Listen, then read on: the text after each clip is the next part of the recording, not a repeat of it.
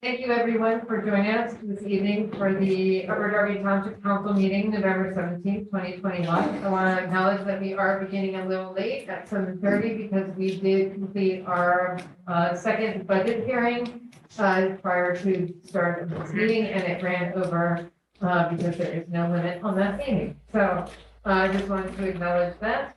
And so at this point in time, we're going to stand for the Pledge of Allegiance and a moment of silence.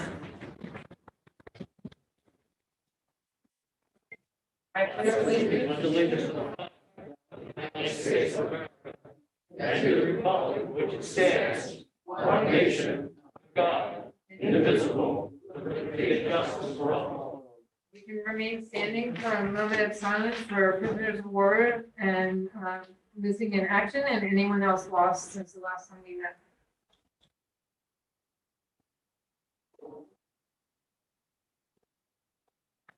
Thank you.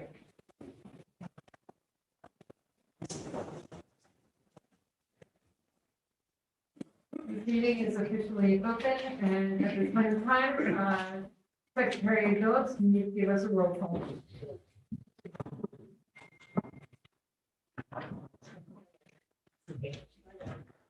Councilman Simmons? Here. Councilwoman Phillips is here. Councilman Silva? Here. Councilwoman Blackwell? Present. Councilman Wynn? Present. Councilman Burke? Here. Councilman Shuby? Present. Councilwoman Moralia? Present. Councilman Barnett? Here. Councilman Wagner? Here. Council President White? Here. Okay, and then I also want to acknowledge that Mayor Pepper is here, Solicitors Kilkenny and Richardson is here, CAO Rongioni, Municipal Clerk Chiquetti, Treasurer Heyman, Sergeant of Arms AJ Bateman, Officers AJ Bateman, Officer O'Gara, and Officer Friel is here. And we also have Deputy CAO Dobbins here. Okay. Great. Thank you. So next up, we have rules for meeting decorum. Upper Darby Township Council and residents will maintain professional respect for each other. Council encourages free speech. However, civility is required, which would prohibit threats, profanity, scandalous, impertinent, and redundant comment, or any comment with discernible purpose of which is to disrupt or prevent the conduct of business of the meeting. At this moment, can we get a motion to approve the minutes of October 6th, 2020? So moved. Second. Yep. Are there any questions or concerns on the minutes of October 6th? Seeing none, all those in favor, please signify by saying aye. Aye. Opposed, say your name. Ayes have it. Next up, we have approval of the council meeting minutes for October 20th. Can I get a motion? So moved. Second. Are there any questions or concerns? Seeing none, all those in favor, please signify by saying aye. Aye. Opposed, say your name. Thank you. Ayes have it. Okay. So next up, we have our public forum. When you come up to speak, please state your name and your address, and Ms. Phillips will be calling you in the order that you signed in. She and I also will have timers, so we're setting that up now. My timer is set at 3 minutes and hers is set at 2:45. There we go. Thank you. Thank you. Karen Manners.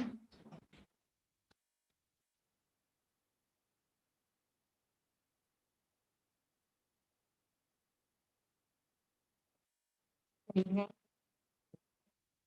My name is Karen Manners. I live at 750 Concord Avenue in Drexel Hill. I am respectfully requesting that you continue to meet with the Upper Darby Arts and Cultural Foundation to sign an agreement that will ensure an independent summer stage. I know meetings are scheduled. As a member of the community, I'm asking you to move towards an independent summer stage. Having been involved in summer stage for many years, as a parent of performers and a volunteer, I am confident that the group will run this program and maintain the high quality that we are accustomed to enjoying. Thank you. Thank you.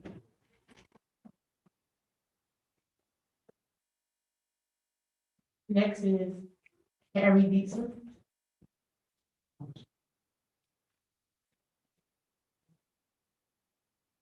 Harry Dietzler, 7205 Wayne Avenue, Upper Darby. Mayor Keffer, members of council, good evening. I last stood here on October 20th to request the township to endorse the plan of the Upper Darby Arts and Education Foundation to operate the summer stage program as an independent program, not under township control. I first made that request more than a year ago. We still do not have a resolution. On October 29th, there was a meeting with representatives of the Township School District and Foundation, and we agreed on a framework of an agreement for an independent summer stage. On November 3rd, we received a written MOU in which the township backed off from that agreement. The foundation replied with a revised agreement, but we have not heard anything from the township since then.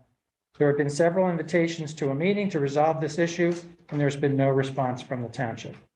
We are at the 11th hour in regard to planning summer stage and need to move forward with both planning and fundraising. I see in the proposed budget that there is a new category added with $300,000 for summer stage supplies. I wonder if that means that you were planning to run summer stage through the township. That is more than we have ever spent on supplies, but there are also budgets such as summer stage royalties, which have been cut. The income budgeted for summer stage included in 367,300 recreation receipts has been reduced by over $500,000. So these numbers are not a realistic proposal for summer stage if you are planning to run it yourself. My biggest concern with the budget is the drastic cut in staff for the recreation department. In 2019, before COVID, the budget for seasonal staff for recreation, which included summer stage, was over $800,000. And it's in 451-140 and 451-141. This budget slashes that to a little over $250,000, a decrease of almost $550,000. How are you going to offer a summer recreation program and summer stage with that paltry amount? In 2019, the recreation programs, which by the way, some people mistakenly think didn't exist, offered these 8 pages of activities for our township residents. And if you're cutting the budget for staff for recreation, how are you going to offer any kind of programs like that? I have a solution for you, and it's very simple. Take the money that you have allocated for summer stage and transfer it to restore summer recreation programs. Foundation is offering to take summer stage off your hands to raise independent funds to operate it while keeping summer stage here in Upper Darby. Use the money we're saving you for the kids in Upper Darby to have a fun summer. I look forward to resolving the summer stage issue before Thanksgiving and moving forward with summer stage 2022. Thank you.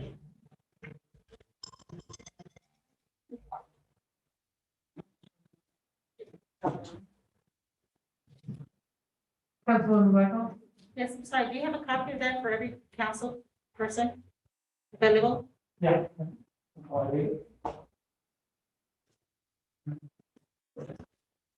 Oh, so he just has one copy, so we can make copies of it. You should give it to the chief administrator. As well as the pamphlet. But, Well, no, I think kind of a it's his. souvenir. It's his pamphlet. it's the Recreation Department pamphlet. Review or no? No. We can Yeah, I want- get it online. Yeah, I'm sure I can get you a copy. Yeah. Yes. Madam President, may I ask a question of the, 1 second, CAO wanted to win, and then Councilman Bennett, go ahead, CAO. Sure, so, thank you very much, Mr. Dietzler. Your, proposal and opinion on the topic is certainly well known and understood.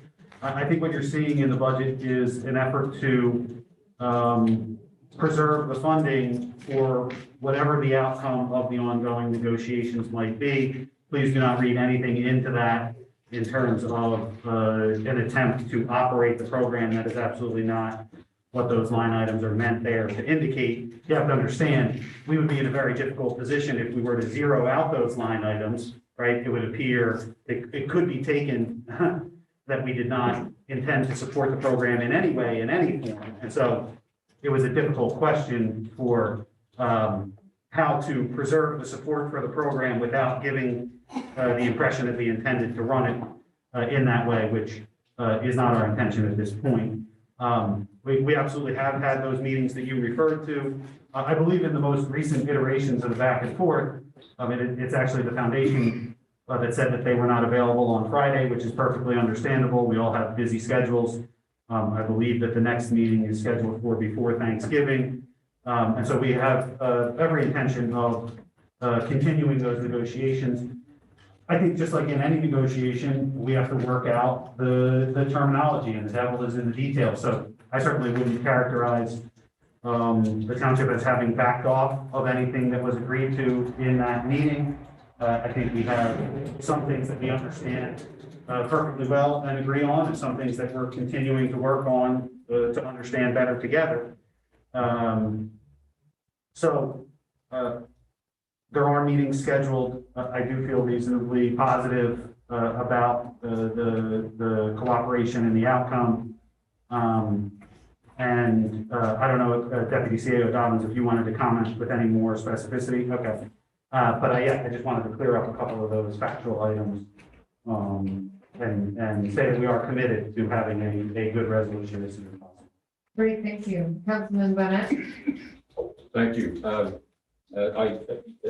CAO has answered some of my questions in his comments, but what is the intent of the township at this point, the administration? CAO? Sure. Thank you, Madam President. Just quickly, Councilman Bonnett, before I answer your question, I did also want to say, I realize that there's been some kind of contentious back and forth on this issue of the recreation department. The school district has always had a recreation department. The township has not had a recreation department. It's really semantic. We have a Department of Leisure Services. There has been programming that has existed under this moniker, even though the administrative code and things were never properly updated to reflect the terminology. I don't think we need to continue to sort of go back and forth at each other about the semantics of it. What's important is that we provide an excellent summer stage program, and that we provide excellent recreational opportunities for residents of all ages in the township, and I think we agree on that. Councilman Bonnet, I think the answer to your question, in some ways, is a little bit more complicated to ascertain, right? We have the township, the school district, and the foundation, all with a common objective of providing an excellent product. We've got a complicated history. We're all trying to understand the best ways for us to partner together to have the thing continue in perpetuity under the direction of Mr. Dietzler. That's why in the mayor's proposal, the foundation was offered complete financial and artistic control of the program. So I think it's fair to say that in consultation with the township council and obviously the mayor, we're committed to seeing an excellent summer stage be put on in Upper Darby in perpetuity. And part of the mayor's proposal has included complete artistic and financial control for the entity of Mr. Dietzler's choosing. So I think that's a pretty I hope that that's a reasonably clear statement of intent with regard to our hope that the program continues and continues to be excellent and continues under the stewardship of Mr. Diesel. Okay, but maybe I'm oversimplifying this, but Councilman, I'm sorry, can you get your mic closer to you? I Yeah, think, sure. because we are having mask issues, so I Thank just want to make sure you're clear in the record. Thank you. Thank you. I may be oversimplifying this, probably am, but it seems to me that there's a request by the Arts and Education Foundation for the township to bow out of this. Maybe I'm misinterpreting that they don't need our money. Maybe they would like to have contribution for sure, but they want to have control. And I believe that they also offered to give an appointment to the board, to the township, and one to the school district, which I certainly think is plausible. And I don't intend to get involved in the details of it, but this MOU, I suppose, does in fact, I would hope, address that kind of detail. Why, what is preventing us from just letting them take over at this point?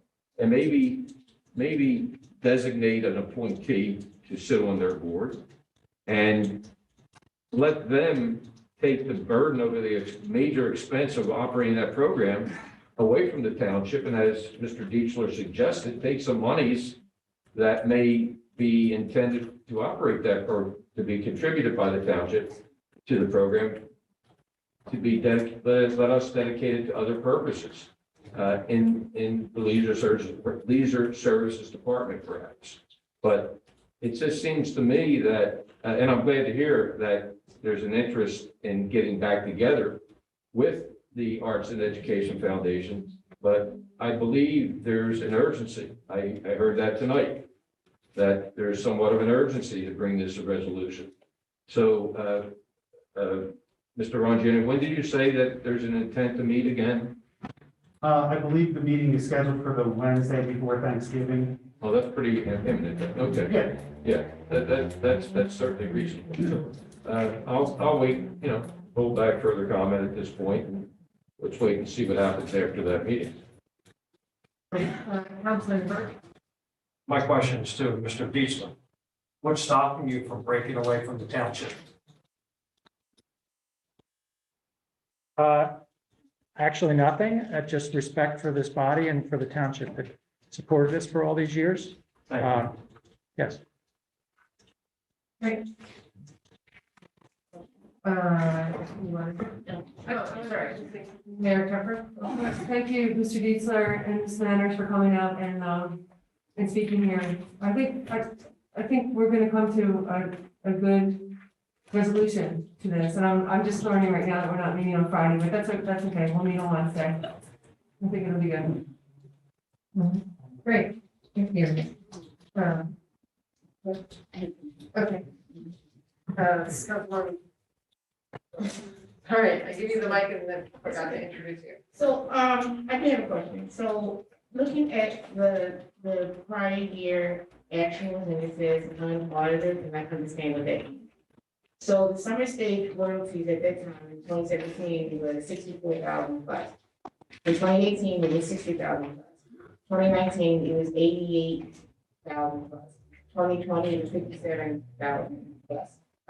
Because of COVID. Right, no, I get it.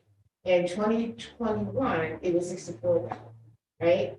So, but it says actuals through October 2021 was 12,354. So, did Summer Stage only spend that much, or we only gave them that amount? I'm just trying to understand what that means. This is on page 15 and 19. Are we late on paying a royalty bill or? Right. Yeah. Uh, Is anybody can answer that question? It's a, WCAO. so my understanding is that for 2021, there were very specific shows that we could do with some of the streaming. Is that correct, Harry? Yeah. Harry, please come back up. Are you referring to income or? Well, it's, I guess it's summer stage royalty. So just to be clear, royalties are what we pay as the township to be allowed to do the show. Right. Okay. But yes, that $30,000, if you were to do the complete program, would not be enough. The royalty number is actually about 52,000 or somewhere in there. I don't know what the extra, there might be other things in there. But the summer stage, all the numbers from 451, 229 down through 451, 470, most of those lines apply to summer stage. So supplies and T-shirts and general recreation and printing, things like that. So it's, in 2019, it was like a $650,000 program. With those, okay. I think I get all of that. My question is, I think, Councilman Bob was my question. He said that's the money that we get, and I think we did too, the 1234 was money that we gave or we received. Yeah, so, oh, sorry. Oh, yeah, so royalties is the permission to put on the production by the company that owns the show itself. Right. So you have to put on any production, you have to pay for royalties, or if you do a movie night, you have to pay for royalties. That's part of the equation. So in order to put on the production, number of nights, number of people who expect to come and see it, there's a certain amount of royalties, and that's what the royalty specifically is. Okay. CAO, you wanted to. Right, exactly. And just, I don't know the numbers, but, if you wanted to put on The Lion King, you have to pay more than if you wanted to put on some show that nobody's ever heard, right? I mean, that's fair to say, yeah, right? And surprisingly, The only thing that I wanted to clarify, just in terms of page 15 and 451, 229, I would actually say that 451, 141, the seasonal salaries for recreation, that 386,000, that's also part of the summer stage budget, and to some extent, salaries, leisure services, 451, 140. A lot of that line also is included in what would typically be the overall summer stage budget. So it doesn't just start at 451, 229 and goes down. It's really throughout that whole line item, but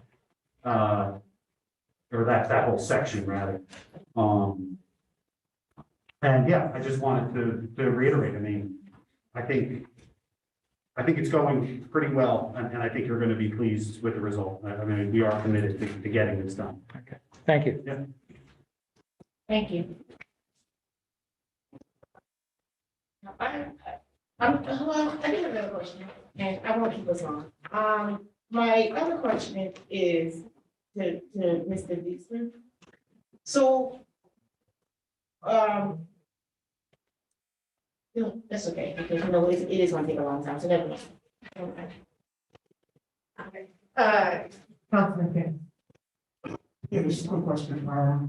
On the operation of the board, has there been any attempt since within the last 10 years to reach the communities that may not be able to reach the location of the summer stage, preferably like Stonehurst or Darby?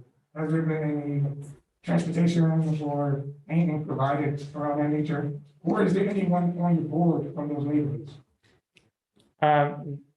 Last summer, I reached out to the township to see if we could fund busing. And when we talked to the school district about it, and it was prohibitively expensive, it was like $11,000. It's been one of our efforts to try to offer scholarships to kids who need them. So we've had a program for probably about 5 years where we have scholarships for kids that need them. That is an effort that we want to increase. And the mayor has offered a scholarship program too as part of this discussion. And that would be through the council districts, and we welcome that. But one of the things that is hard for us, we don't have access to the kids, so we go through the music teachers. So we've been kind of depending on them to find kids that are interested and have talent and send them to us. So it's kind of if we can develop that network on how to reach out to the kids, we're certainly welcome to have. They do, I'm sorry. one quick follow-up, just to be clear, this is not just Stonehurst bylaws, Westbrook Park, some parts of the first district that may not be accessible. So prior to 2020, there were no discussions with transportation. No, we haven't offered transportation in the past. CAO, WCAO. Yeah, just to clarify on the transportation issue, so the school district did provide us a quote in June, and at the point that they provided us the quote, like that we had started to act on it, the township was perfectly willing to put up the $10,000. Harry, your email to us was that at this point, we don't have time to advertise it to the students from those schools. It was June 6th. At that point, the program was starting in like 2 weeks. Okay, yeah, I just bring that up just because, this was a conversation we're looking for prior to 2020, and our township is currently changing demographics and things like that. It just seems there's been some people that just been coming up out with the conversation.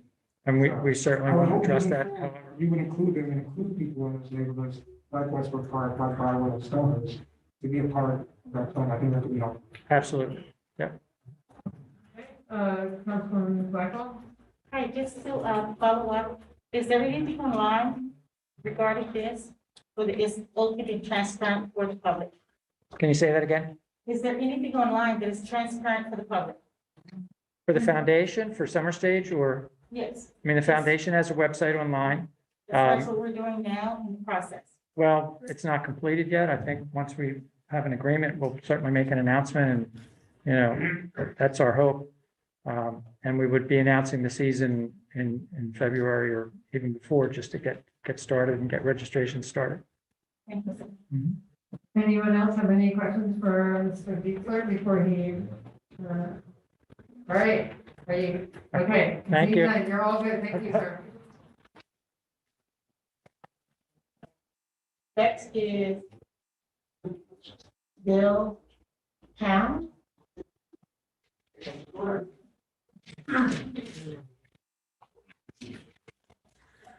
Good evening, City Council. Thank you for having me. My name is Bill Pounds. I represent the school. Your address, sir? I'm sorry. We need your address. Oh, the address is 6790 Market Street, Upper Darby, Pennsylvania.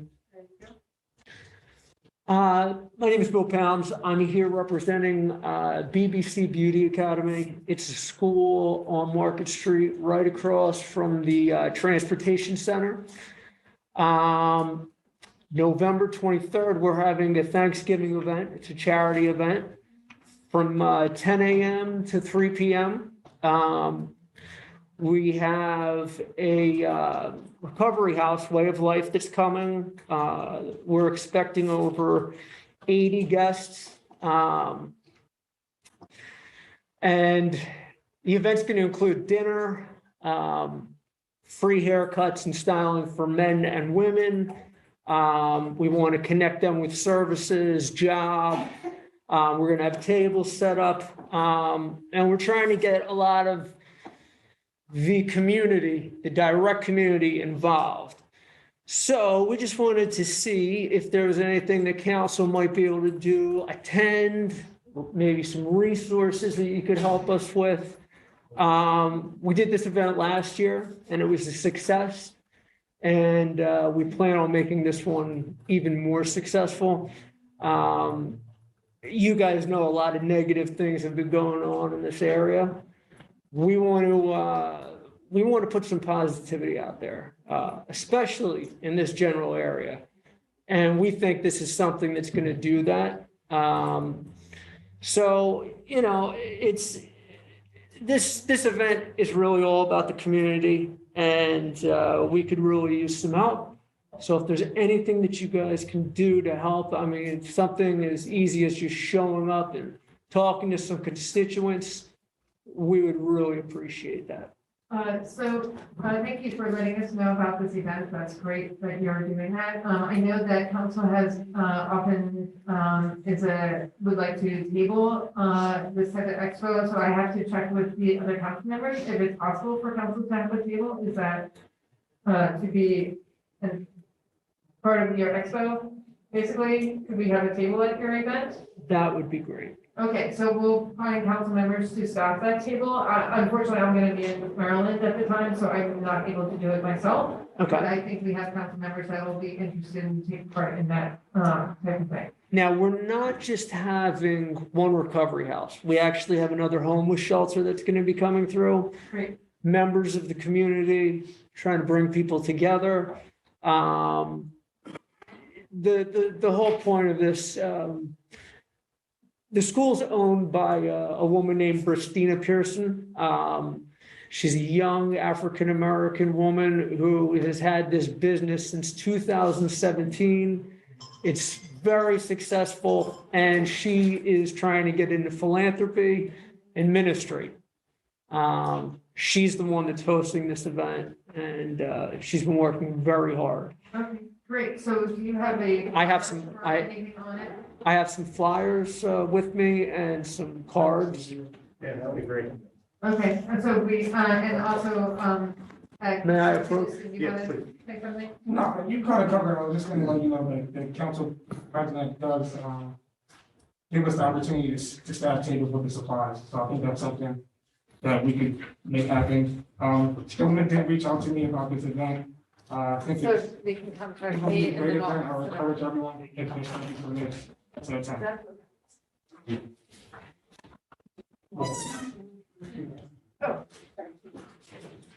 and I'll forward all council members the email we sent. Thank you. Councilman Tunis, I was in touch with him last week. He was very helpful. I did send him an email with the digital version of this flyer. If you could get it around to as many people as possible, we'd really appreciate that, and the community would too. Great, and do you have a Facebook page? We've got a Facebook page, Instagram, it's Okay. all, So we'll try and track it down and, we'll share it onto our township council Facebook page as well. I also have a stack of cards. If you want, I'll bring those up so you can have that as well. It has all the information of the school, number, address, Instagram, Facebook, all the Thank you. contact. Technically, your time's up, but Okay, thank you. thank you for having me. Thank you, council. Thank you. Thank you.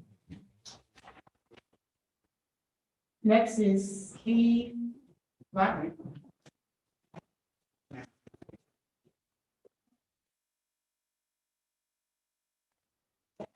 My name is Steve Lockard, 427 Spruce Avenue.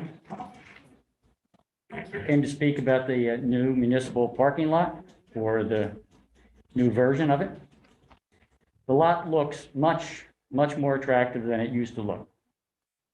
Trees on several of the islands both enhance the look and provide some stormwater mitigation. It will provide shade in the warmer months as they grow. The lighting is terrific. I could go on. I think you get a 94 out of 100 from me.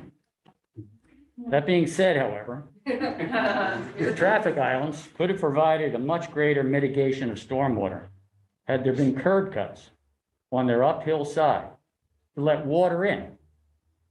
Had the soil and trees been at the lots or a lower level, they could receive that water, retain it, filter the pollutants. Right now, most of that water runs off those mounded islands. Very little water retention or infiltration. There's no subsurface groundwater is recharged. No brake fluid, transmission fluid, antifreeze, or motor oil that might leak from the parked cars is filtered by the trees or any shrubs. It seems as if collection and conveyance of water to storm drains was the goal here, and not mitigation of stormwater. Secondly, this was a perfect time to put in place a permeable sidewalk from the lot to the Fairfield Garrett Road light with blocks or brick to improve the look and the infiltration of the stormwater in the parking lot area. But concrete was used instead. MS4 guidelines, MS4, municipal, separate, storm sewer system guidelines, and best management practices could have been on full display in the Upper Darby Township's lot. That chance has been squandered. How do we ask contractors applying for permits contractors who park here to abide by MS4 guidelines when we do this. But to the untrained eye, the lot does look marvelous. Thank you. Thank you.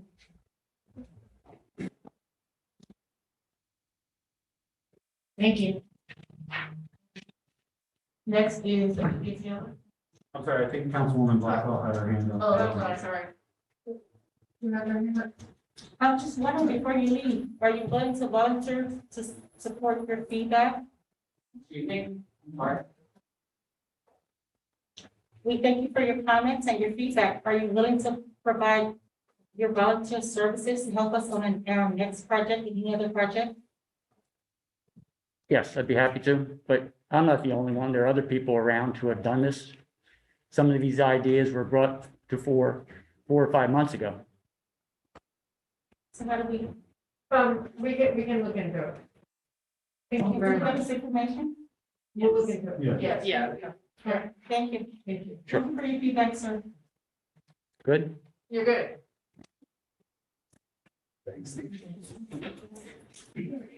Olivia Taylor.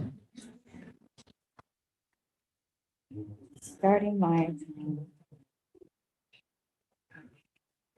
Olivia Taylor, 204 Kent Road. Start. Yeah, I started mine. Okay, last month, when I spoke about these smoke shops, I know tonight you're not voting on them. So I'm just here tonight to ask Councilman Tunis if I can meet with him and he can explain the zoning and the clauses that are affiliated with this particular ordinance. My second thing that I wanted to bring up, because I forgot to ask at the budget meeting to Ms. Dobbins here, could you tell me exactly what date was the grant filed for the Gaines project for the second ward? You said there was a grant filed. Could you tell me the date that it was filed for the second ward playground? I honestly would have to go and check my files and get back to you. Okay, how soon would that be? I can give you my email address and you can email it to me. That would be great. And, you know, in the meantime, can we get somebody down there at the second ward to get the graffiti off the walls? And possibly change the soil and stuff that's down there?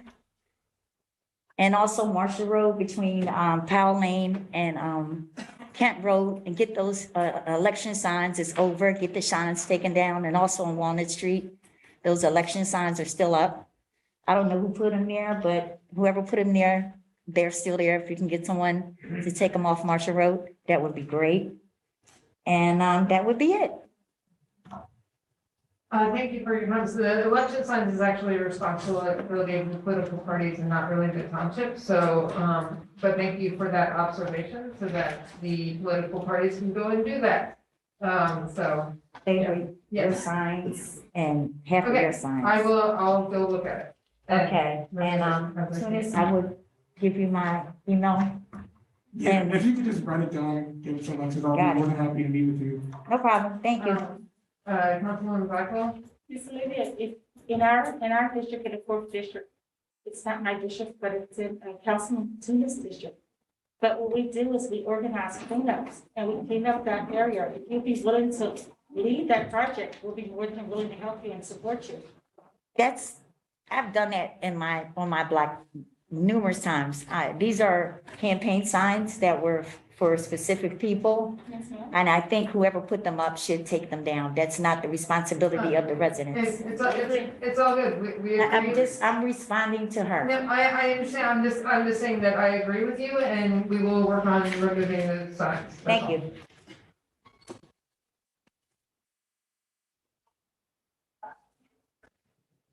Thank you. Next is Charlotte Gordon.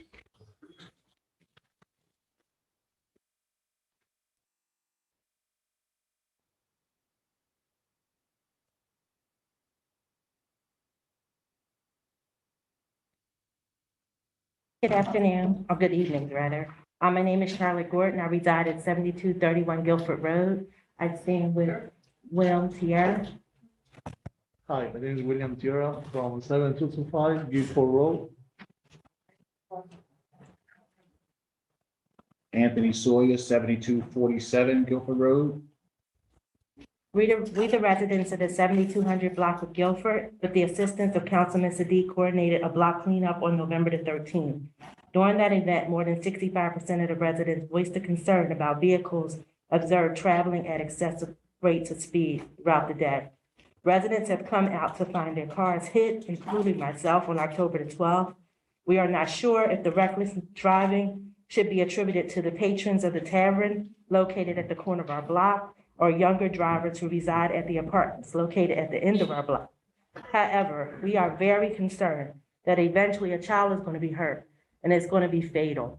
We're not sure if it's going to be an elderly person or just one of us walking our dogs, but we request respectfully that a speed bump be placed on our block at the stop sign, midway down the block, the 7200 block of Guilford.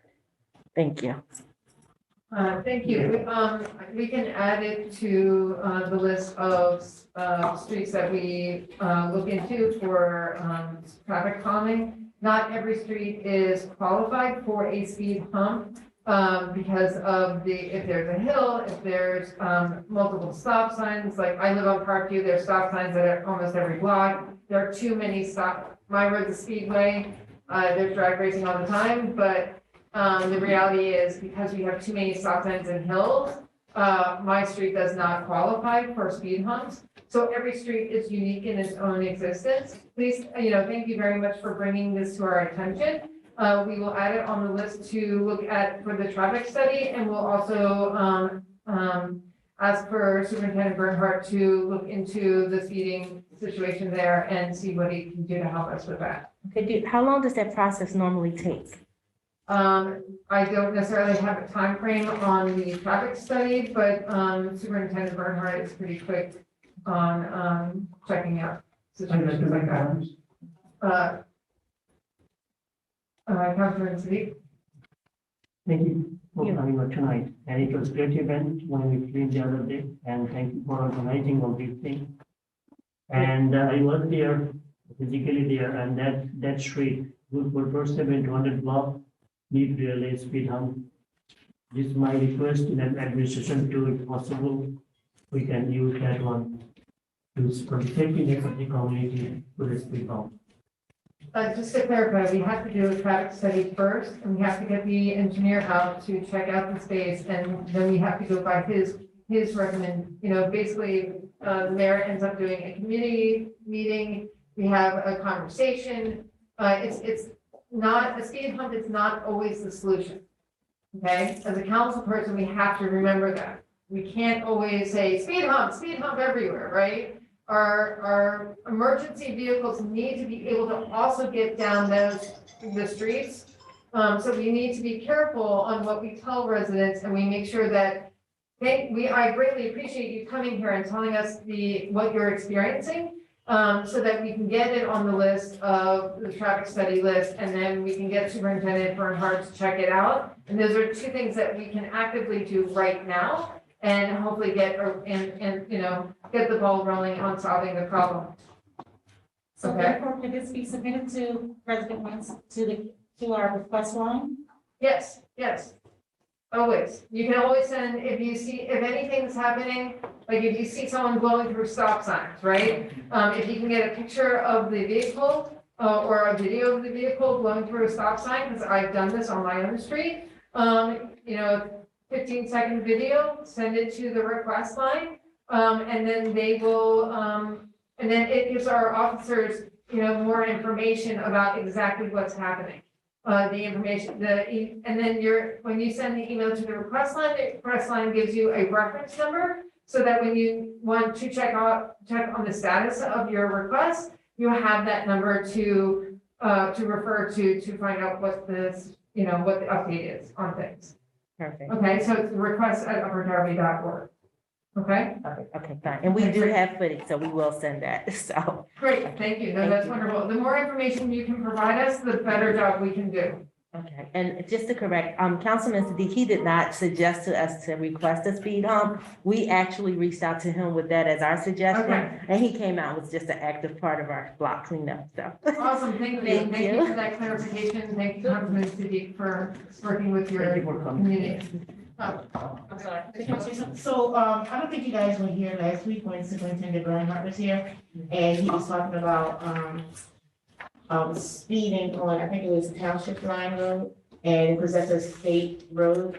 So I did ask him, you know, what can be done about some of the speedings that's in our area, and I know that the police department are working on some things, so we will definitely let him know that your street is one of the streets that he needs to look at also. Yes, please, thank you, because our little ones, they're gonna get hurt, they're gonna get hurt. Thank you so much. Definitely, thank you. And that's it. Oh, great. Great, thank you. Okay.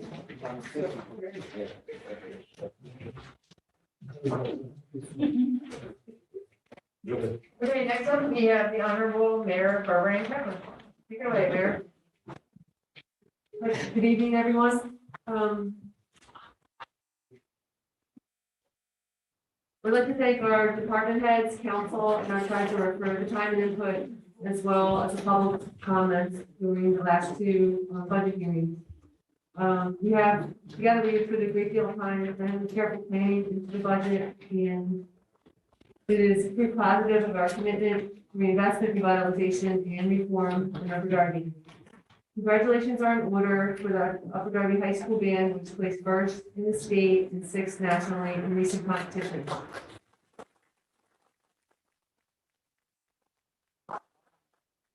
And as a quick reminder, the yard waste collection continues through this week.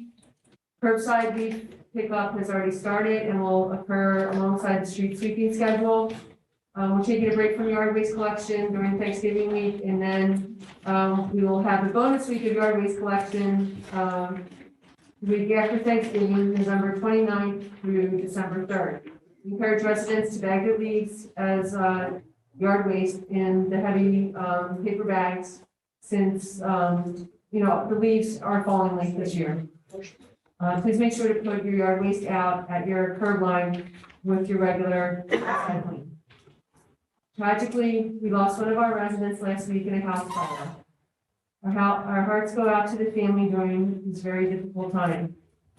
And as we're headed into the holiday season, it's important to remember fire safety and community risk reduction, and that they're both critical priorities. I want to thank the firefighters and Chief Sawyer, who went out and canvassed the neighborhood on the day after the fire, and I went along with them, and it was a great response. There's so many people home at 3:30. It was really something. But I want everyone to know that our firefighters have free smoke alarms, which they are ready, willing, and able to install in your home. And if you need one, or you know somebody that needs a smoke alarm, you can contact the fire department at 610-734-7673, or through the request line, which is request@upperdarby.org. And as a nod to Mr. McDevitt, there was the career and the volunteer firefighters were doing that, so it was great. This week, members of our Public Works Department will be picking up about 60 trees, which will be planted by staff and also the Upper Darby tree tenders. And all in all, I'm very grateful for the work that our staff in Public Works has done throughout the year in conjunction with the tree tenders and many volunteers to plant, mulch, and maintain trees throughout the township, especially at Gillespie Park and the Sellers Library area. They're two of the bigger projects that they worked on this year. And this week, work has begun on the Darby Creek Trail, starting at Rosemont Avenue and going downstream towards Gillespie Park. Last but not least, I'd like to wish everyone a happy Thanksgiving. Thank you. Thank you. And for my side of the equation, just wanted to thank everyone who celebrated Veterans Day. Archer Epler had a very nice Veterans Day ceremony. And I know that other veterans posts throughout our township and county had different types of events. So I just wanted to thank everyone for celebrating Veterans Day. And also wanted to thank all the community groups and religious establishments that provide food for families during these holidays coming up. We do have some of those such organizations listed on our Township Council Facebook page. So that's a good place to find out who's providing food and meals. So that's about all I have. So I'm going to move on to the treasurer's report. Treasurer Heenan, take it away. Thank you, Council President Wentz. Good evening, Council, Mayor Keffer, and the administration. Before I go into my treasurer's report, I think it's important that I issue an apology to the mayor and her staff for remarks I made at the council meeting last month. I went back and listened to what I said, and it was a little harsh and over the top. So I just want to say that, and in hopes to remove the word turmoil from our vernacular. And with that, I'll read my report. This report summarizes the township's financial condition as of October 2021. To our residents who may be listening for the first time, Upper Darby Township finances comprise two budgets, a capital budget and an operating budget. Our operating budget is a plan that reflects the day-to-day management of revenues and expenses and includes four parts: a general fund, a sewer fund, a highway fund, and a sinking fund. At each council meeting, we review a summary of the actual revenues and expenses from the prior month, the change in our bank account balances, and try to forecast our financial position through the end of the year. Upper Darby Township's operating cash balance on October 1st was $30,017,782, and at the end of October, the cash balance was $20,529,510. That's a $9,488,272 decrease for the month. In addition, we are holding $20,880,969 of the America Rescue Plan funds, of which about $6 million will become unrestricted for use in the general funds. I said that it is in my report. That should be corrected. It will be. It's not yet. August revenues were $1,504,097 against expenses of $11,097,120. And these revenues and expenses are in line with the expectations for the month of October based on historical experience and our budget. Our largest remaining category of expenditures are the final pension fund contributions to police, fire, and municipal, totaling $6,425,055.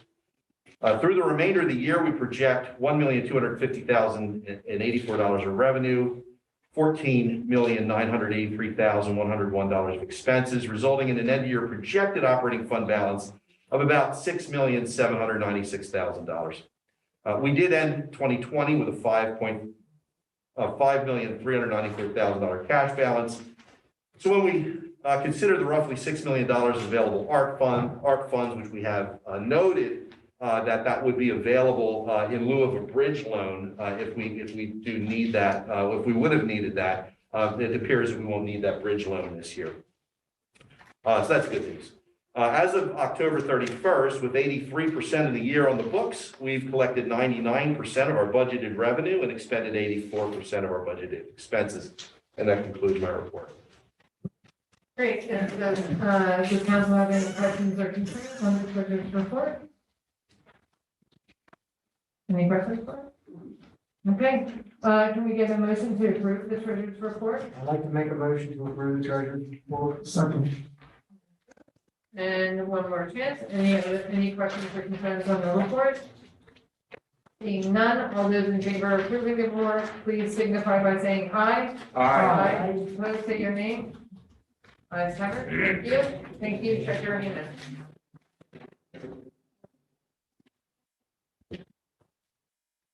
Okay, so next up, we have the committee reports, Planning, Zoning, and Building Code Committee, Co-Chairs Swin Jr. and Phillips. The members are Barnett and Tunis Junior. We have resolution 49-21 for the land development for Drexel Middle School. We have members from the Drexel Middle School, so if you all want to come up and get yourselves situated, this is a good time. And then can we get a reading on the resolution?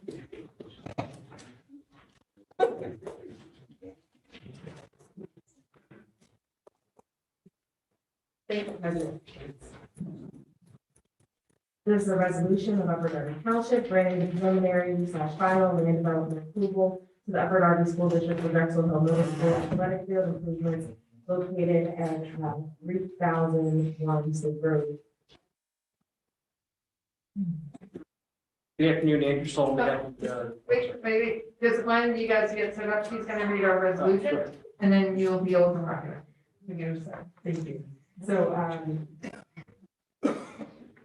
Upper Darby School District applicant is the owner of certain 20-acre lot with the street address of 3001 State Road, Drexel Hill, Upper Darby Township, located in the township's R2 residential zoning district consisting of the Drexel Hill Middle School and associated athletic fields being provided with the tax parcel number. The applicant is proposing to redevelop the athletic field on the property by replacing the existing track and field with a synthetic turf field and improved regulatory track, constructing synthetic turf practice areas, constructing detention basins, and associated stormwater facilities underneath the turf fields for stormwater management, replacing the home grandstands, replacing and constructing accessory lighting, fencing, walkways, and associated improvements and installing athletic field course lighting.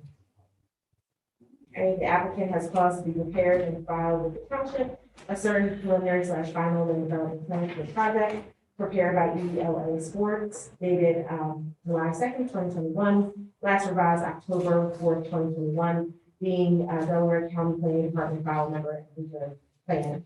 And the Delaware County Planning Department has reviewed the plan pursuant to its review letter dated August 2020. And the applicant now desires council to conditionally approve the plan pursuant to the municipality planning code.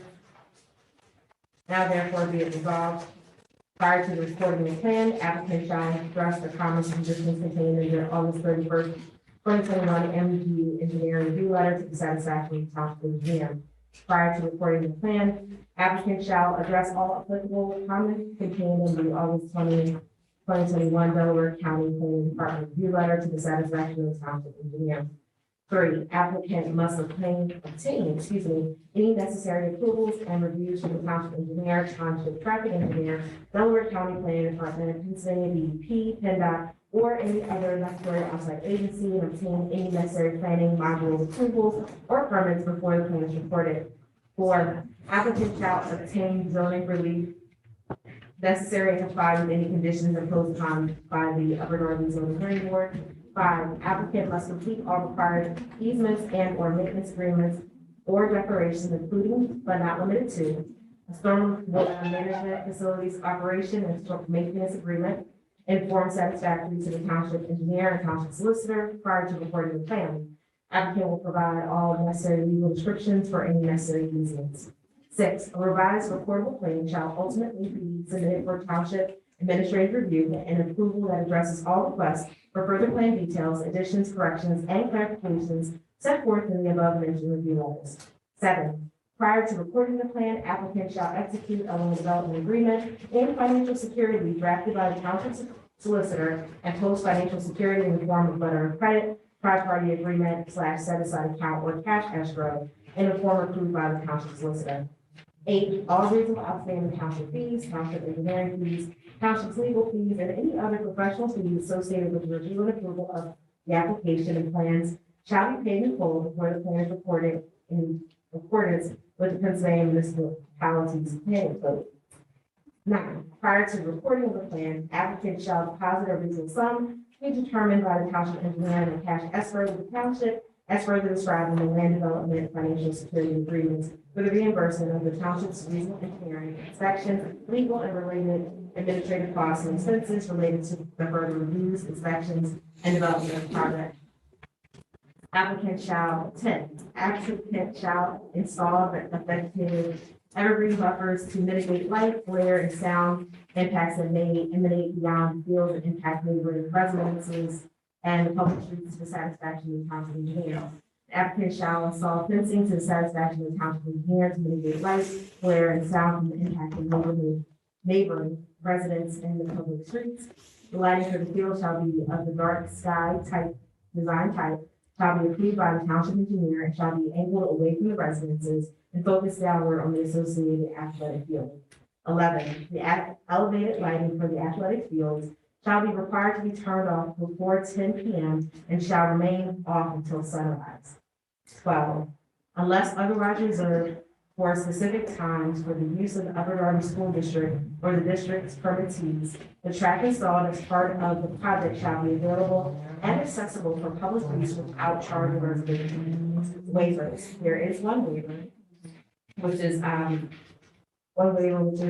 section 300.1, that the preliminary and final plan be considered separate submissions is hereby approved or denied. This resolution shall bind the applicant and the applicant's successors and assigns. That resolution does not and shall not authorize the construction of improvements or buildings exceeding those shown on the plans. The applicant shall be required to record the plan prior to proceeding with any land development. Furthermore, this resolution and the approvals and conditions contained herein shall be rescinded automatically upon the applicant or applicant's agent's failure to accept in writing all conditions herein opposed within 7 days of receipt of this resolution, such acceptance to be evidenced by applicants or applicant's agent's signature below. So in three. Great, thank you. Just for clarification, because there is a waiver in this resolution, do we need to vote on the waiver separate from the resolution? Yeah, you should vote on the Okay, waiver. just wanted to clarify.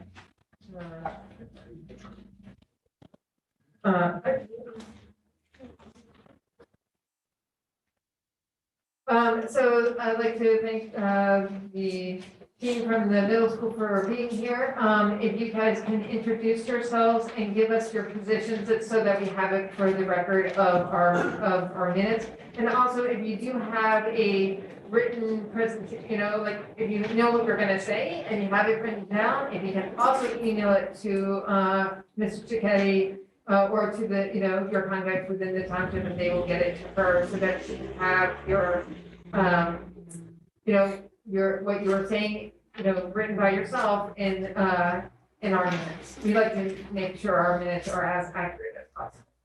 So thank you very much. So please begin. Okay, thank you. Good evening, everybody. My name is Marvin Lee from Upper Darby School District. I oversee operating departments such as building management, transportation services, and the use of facilities as a controller of operations. Here with me, we have our attorney, Andrew Stoll, our engineer, Chuck Haley. We have our lighting expert from Moscow, John Rizzo. And we also have our board member, David Neal, is here with us.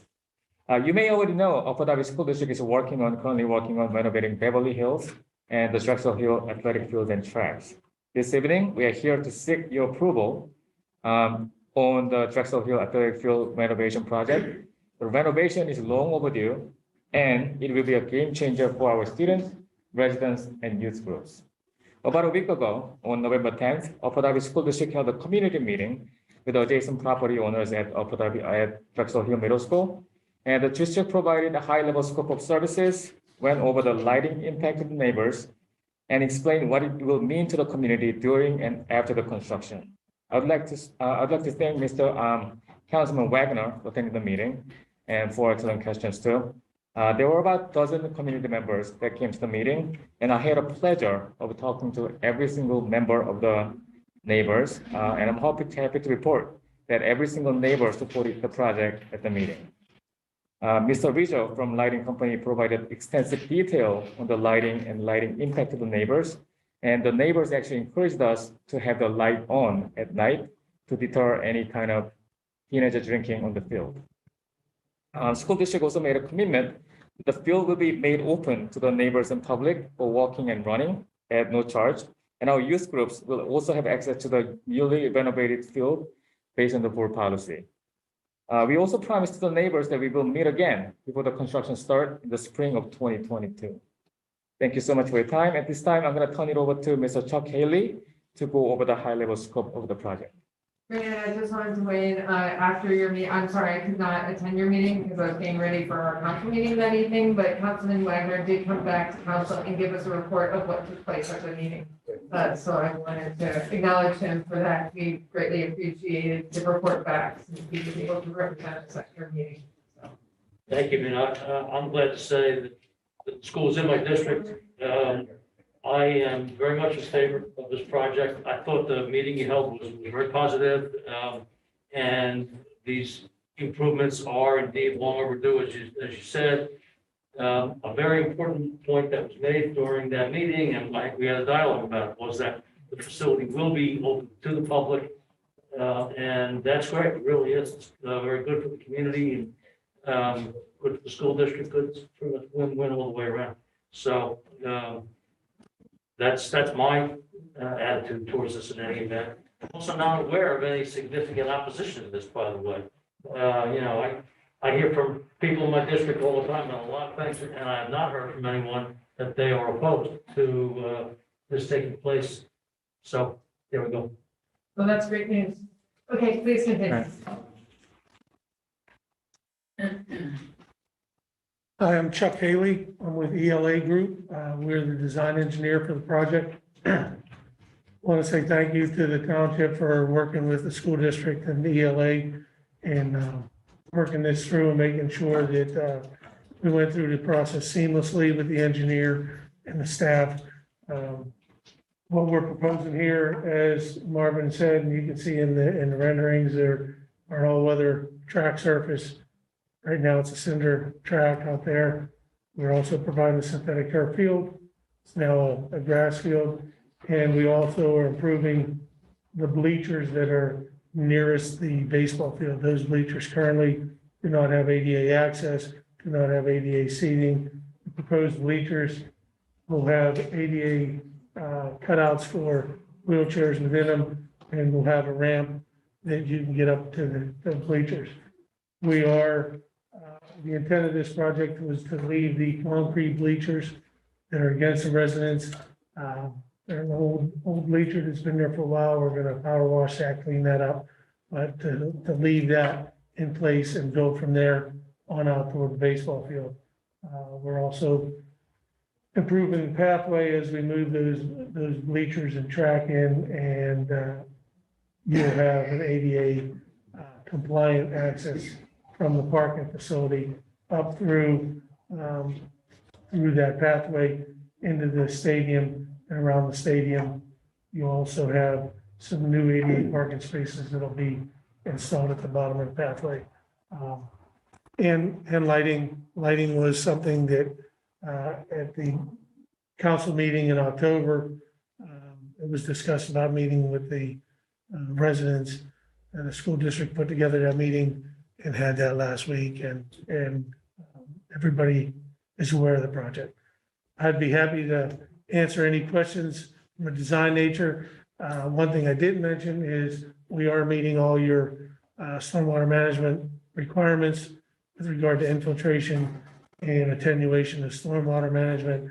And we are currently in our final stages of getting our NPDES permit for earth disturbance. Great, Councilwoman Blackwell? Where will the ADA compliant bathroom be located? There are no new seats being added to the field. The ADA compliant bathrooms. There is actually no bathroom facility on the field. There are currently no existing bathroom facilities, and we are not planning to build a new bathroom facility on the field. They have to go back to school. They're gonna have to go to the school to use it. Inside the school building Yes. to go to the bathroom? Correct. Anyone else have any questions? Councilman Quinn and then Bonnet. Okay, Quinn? Just a very simple question. Can't see it from here, but does that field have soccer on it as well as football? Yes, football, soccer, lacrosse, and field hockey. Thank you. It is multi-purpose, so it is from distance, it's lined for all different sports. Thank you. Councilman Bonnet? Thank you. I also think this is a great project. I think it's something that does enhance certainly the quality of the school itself, the grounds around it. And anytime these things are done as such, I think it's a benefit to the community in the form of increased real estate values. I do have a question, just I'm a little confused by the waiver that is requested. It says that that you're asking for a waiver to allow the preliminary and final plans to be considered separate. Normally, you ask for them to be considered a single. I think what's stated in there is the requirement of the ordinance is for them to be two separate plans. Yeah, And we're asking them to be combined into one plan, which is entitled preliminary/final. yeah, it says that the plan and final plan be considered separate, and that's not what you mean. No, You what mean we're asking for is the ordinance consolidate. requires them to be separate. We would like them to be considered as one. But they're asking for a waiver from that. I got it. All right. Waivers from it. To permit a. Yes. Okay, got it. Semantics. Okay, thank you. So would we approve the waiver, Yeah, you should approve the waiver. which allows for it to be? One. Okay, Yes. got it. Gotcha. It's the language of lawyer speak that is tongue-tying sometimes. Great. Wait, you've already spoken, so we have Councilman Tunis hasn't spoken yet, or Councilwoman Phillips. So Councilman Tunis? Yeah, like Councilman Wagner, said, I am in favor of this project. I just had a quick question. Did say it was open to the public, which is something I do support. But how does that play with the third party means of facilitron? So, for example, if a soccer game is going on, will seniors still be able to walk on the track?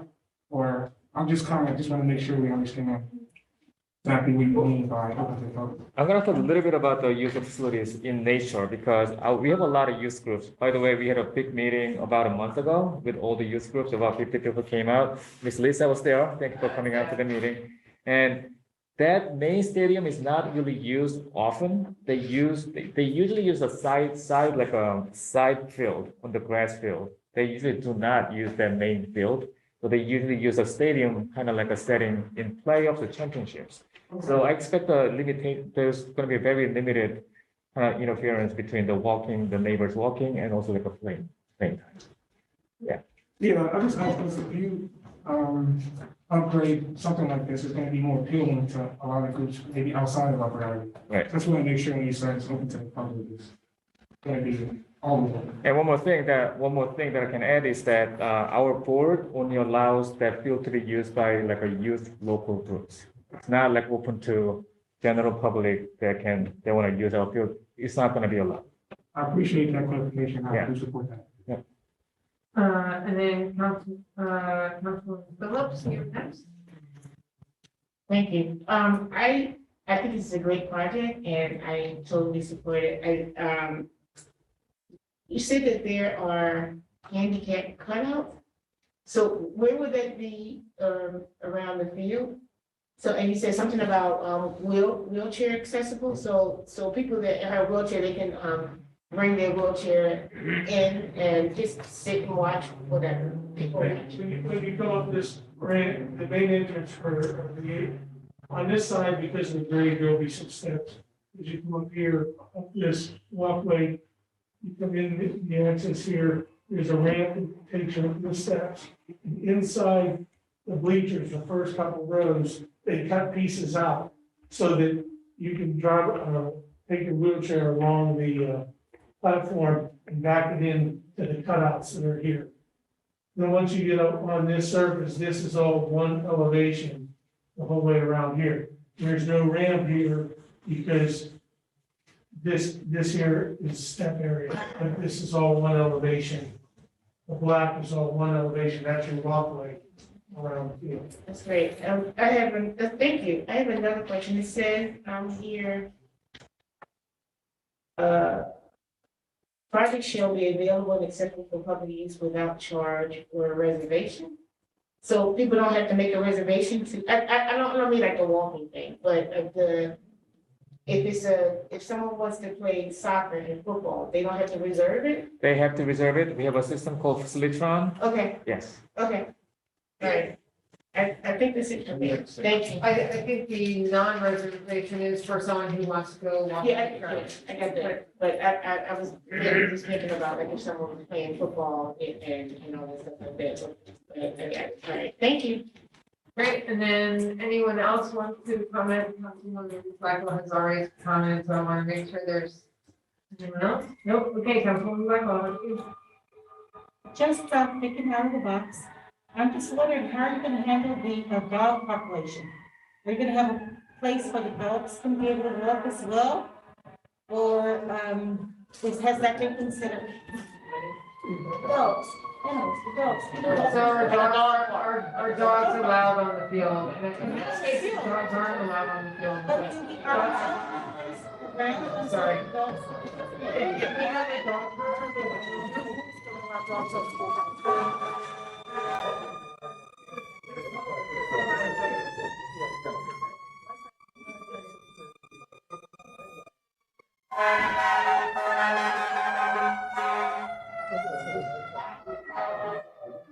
So obviously all of our windows are open and therefore the sirens are far louder than they know. So, please go ahead. So the question is relevant because we're building this and we're considering residents in the area that may want to go walk their dogs. Or, so it may be, I mean, it's innovative, it's different, but maybe we can have an outside area where the dogs can be able to walk as well that don't bother the residents. It's just a thought. As of You don't have today. to answer it now. Okay. It's just a thought. Okay. Just put it into the thought process, He's okay? trying to answer it for you. Go ahead. I don't think you're gonna like the answer, but as of today, we do not allow any animals on the field, school property, and dogs will not be allowed on the field. Yeah. Thank you. Okay, please continue. I feel like we cut you off.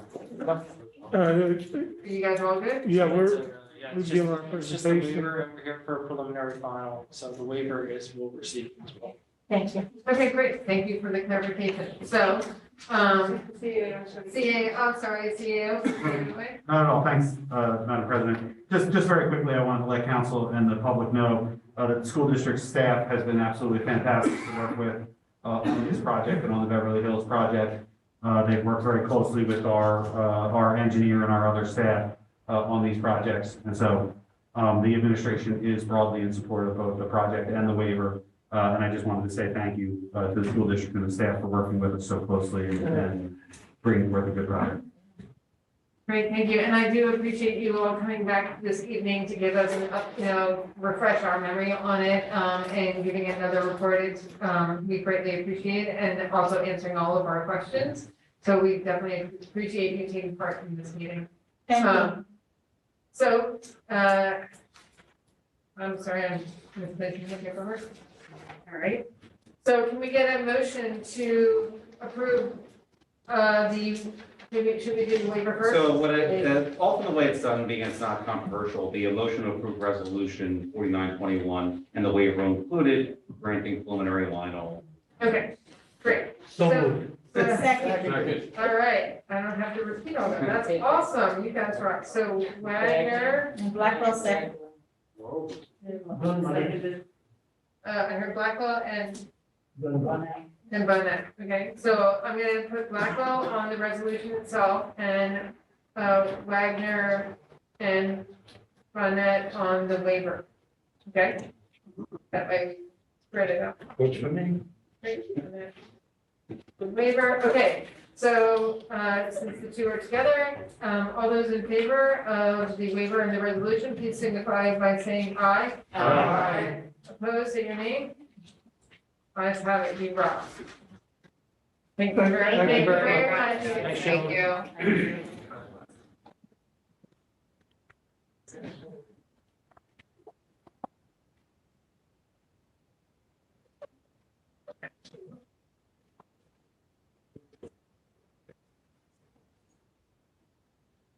Great, so next up, we have, a motion to approve the lot line adjustment for property located at 17 Rose Lawn Ave. The subdivision is called Nicholas. Wachowski? Okay, thank you. And it is located at 17 Roselawn Ave. Okay. Galante, please give us a. Well, good evening. Unfortunately, the applicant was unable to make it this evening because he was feeling under the weather. So I actually have the plan here. As council seen the plan, it's a very simple plan. What they're basically proposing to do is adjust their lot line. When they adjust their lot line, it'll create a more conforming lot. And that's pretty much the entire project. And they were Yes. here at the last meeting they gave us a presentation at the last meeting, right? No, they weren't at the last, no, that was the riser subdivision, yes. So unfortunately, I didn't plan on doing a presentation for this project. I expected the owner, but But you're always so good at it. essentially, they're adjusting their lot line by about 20 feet Okay. to the rear, and it creates a more conforming existing lot where there's a single-family home, and the lot behind it, where it's going to lose some lot area but still be conforming, is just vacant ground. And essentially, that is the project. Typically, this wouldn't warrant much of a presentation, but, you know, just to be consistent with all our projects, we have a presentation, we have the applicants come in. In this case, he was feeling under the weather. Do we have a resolution for this evening, or is it just a motion? It's just a motion. Yeah, I mean, really, it's such a minor, just a minor lot line adjustment, and we don't, our office nor does L&I take any issues with it. So I just, but you guys are good with the adjustment to the, It actually creates a more conforming lot. okay, Yep. great. Councilman Goodman? Does he have a purpose for why he's doing this, other than trying to get the use of lot? Is it going to be for future development? I'm unaware of any future plans for development, but he's, you know, essentially, there are no proposed improvements as part of this project. And basically, he would, you know, if he does come in for future improvements, he'll have to get approvals and permits as part of that. But I don't know his overall intent of adjusting the lot line, except to make his lot more conforming and make sure he has more land on his lot. So maybe he's looking to sell it. He could be looking to do a lot of different things with it. I don't really know his intent. But that's not before us yet, so. Yeah. This essentially they just want approval to adjust their lot line. Okay. Yep. Anyone else have any questions or concerns on it? Councilman Burke? We spoke last meeting, when we had these land developments or motions that since, you have a copy of it, Yes. we should have a copy of it. You know what? I think I have a copy and I didn't get a chance to share it with others, so I apologize. No, that's fine. Yeah. So we didn't get a chance to pass it around to all council members, the big version. Of this lot line adjustment? Yeah. Okay. Yeah. That was the same thing we were talking about, Yeah, if we can get a digital version, then it's easier to share that, and then Sure. if council needs to see the larger one that, Councilman Quinn gets, then we can make sure they get that as well. Yeah, and we're working on those procedures with L&I. Awesome. Yeah. Great, thank you. Councilwoman Farrelly? So is his house there? His house, yes, I believe this is his residence off of Roseland Avenue. And it's actually two lots right now. And he's adjusting his lot line. His lot is actually not conforming right now. And he's making it more conforming by giving himself more lot area. The lot behind his property is still conforming. Yeah, so for what it's worth, it's a simple, I mean, there's not much more I could say about it. It's a simple lot line adjustment. Okay, He's moving it forward. Go back. moving it over. Yeah, just adjusting the lot line. Yeah. All right. Any other questions for Chief? Okay, so can we formally give the motion to approve the lot line? Oh, well, we can, wait, but we can do it. Let's see. We have another window. Okay. Can we make the motion to approve the lot line adjustment? I'd like to make a motion to approve. Second. Okay, so Glenn and Philip, and then go ahead, Councilman, Philip.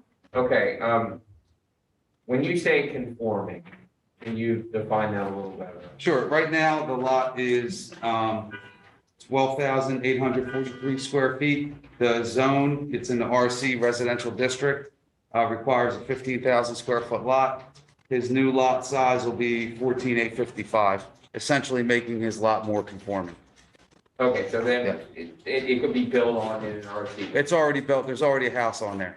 Oh, okay, gotcha. The lot behind it, which is lot 2, is vacant land. That's 23,000 square feet. That lot is actually conforming and still conforming. Okay. So by moving the line, he doesn't. He's not creating a He's not- variance, he's just improving an existing nonconformity. Anyone else have a question? Okay, seeing none. All those in favor of this motion, please signify by saying aye. Aye. Opposed, say your name. Ayes have it. Thank you very much. Okay, next up, we have the Finance and Appropriations Committee, co-chairs Quinn Jr. and Silva, members Blackwell and Burke. We have an introduction of ordinance number 3105. Solicitors, please take it away. Thank you very much. Yeah, so it's introduction, but we need to discuss a little bit of it. Yes, So, I think what you should decide is yes, I think before you introduce it, there should be some clarification from council as to the tax rate and how it shall be broken. Yes, I knew there was something. Okay, so just to open the discussion to council on what you wanted to do as far as the tax rate of the real estate tax. So just so everybody understands, currently the school district takes 1%. The township could go ahead right now and take half of that 1%, as many other townships do. The townships, the administration's proposal, from what I understand, and the CAO, the mayor, correct me if I'm wrong, is to go to 1.5%, which is allowed by our home rule ability and the home rule and optional plans law, as I believe Radnor does and the Rose Street School District. And of that 1.5%, it's split 0.75 and 0.75. That is the administration's proposal. That's correct. Okay. And the school district agrees with it? Yes. Great, thank you. Okay, are there any questions or concerns on that? Okay, Councilman Burke? Thank you, President. Question to the solicitor. You said up to 0.5%. I believe we can take of that 1%, 0.75, is that correct? By law? That I'm not sure of. I've never seen that. We should take more than half, correct? If it's at 1%, can you take more than half? I've never received that question. I don't know. I don't know off the top of my head. I've never seen it. I've always seen it 1% and split. That's very common, but I've never seen. Just curious, if we go to 1.5, we could probably take 1%. You could, that you could. So that would be more than half. Yes, but that's under the optional plans law. It's under a different body of law than the local enabling tax law, that's why. And I believe Radnor does it that way. That's correct. Yes, thank you. Councilman Wagner? This is a tax increase, period. That's all it is. It is absolutely a tax increase. That's how our people are gonna view it. That's what it is. And it's gonna be one more reason not to buy a house in Upper Darby. I'm guessing. Okay, Councilman Bennett? Thank you. I concur with what Councilman Wagner just said, but I'm also going to say we have a lot of seniors in this town that are likely to move out. And this is a tax, a burden on them. They do not need this additional cost to them. It's effectively a 50% increase in the tax that is now assessed. The 1% is now going to 1.5% if approved. I'm opposed to this. Thank you. Any other council members like to weigh in on this discussion? Okay. So we need, as council members, we do need to weigh in on what kind of, if we agree with the township on the proposal of moving it to 1.5%, and we want to take 0.75 or something else.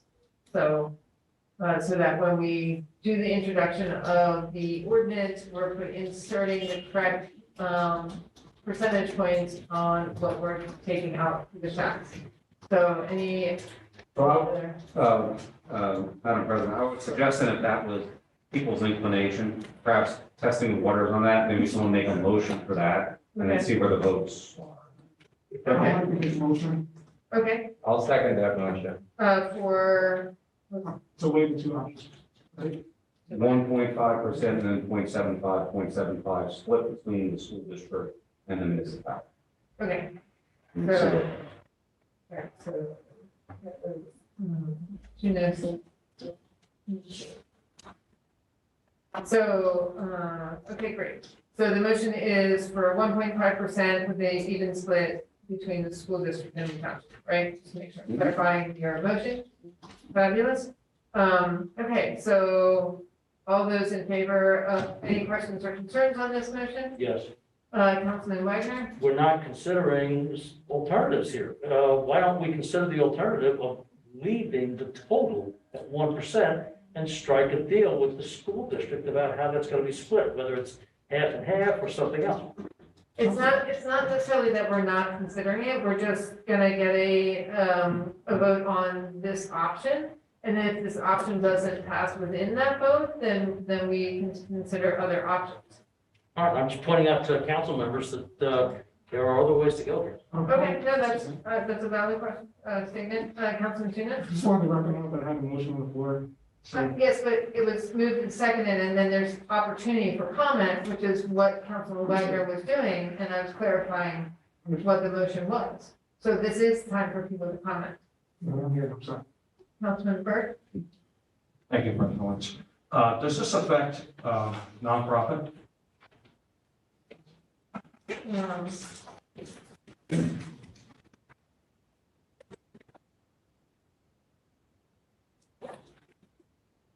What do you mean specifically, like if a nonprofit bought a house and then turned it into a group home, do they still pay? Yeah, or church to church, or synagogue to synagogue, or denomination to denomination.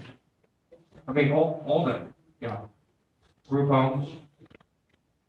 Whatever we consider nonprofit, or whatever the county considers nonprofit. Okay.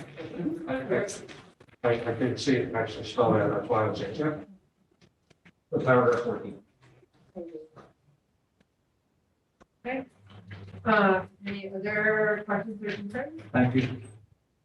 Okay, so, Councilman Mills, can we do a roll call vote on this one? I just pressed this here. Is that?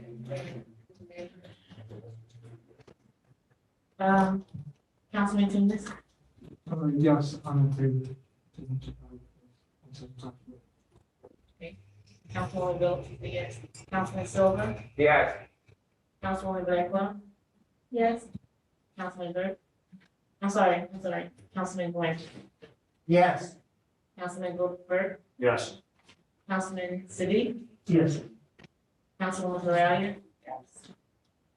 Councilman Barnett, No. Councilman Wagner, No. and Council President Wynn. Yes. Okay, now that I have some clarification, should I move forward with the? 7, 8, 9, yes. Yep, Okay, yes, please move forward with that, inserting those. I'll insert those numbers in so it is clear. All right, I'll try to do it's a rather long ordinance, but I'll try to do a little abbreviated version unless council likes full reading. I heard you. All right. So, I am going to, there's a series of definitions here under section 1, talking about the legislative authority, the definitions of what a realty transfer tax is, association, corporation, document-friendly farm corporation, members of the same family, person, real estate company, title, real estate transaction, value, and we all got this out of the state law. We didn't write these definitions ourselves. Section 3, which is now kind of where the rubber hits the road, is tax imposed payment interest.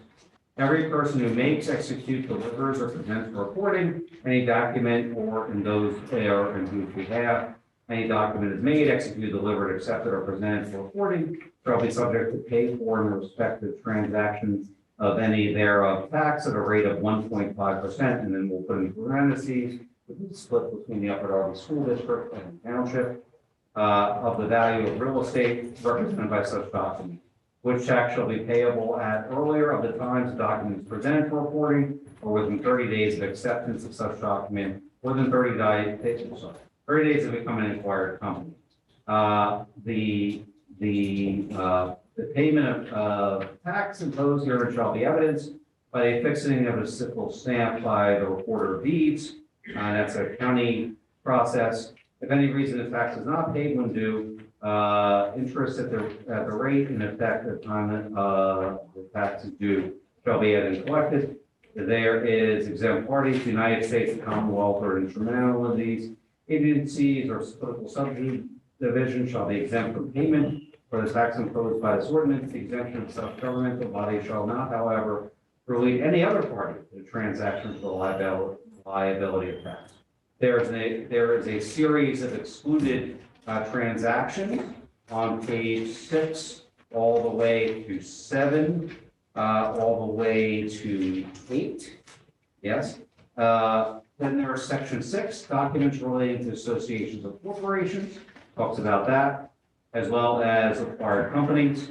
There is a section about credits against the tax, which is section 8 on page 9.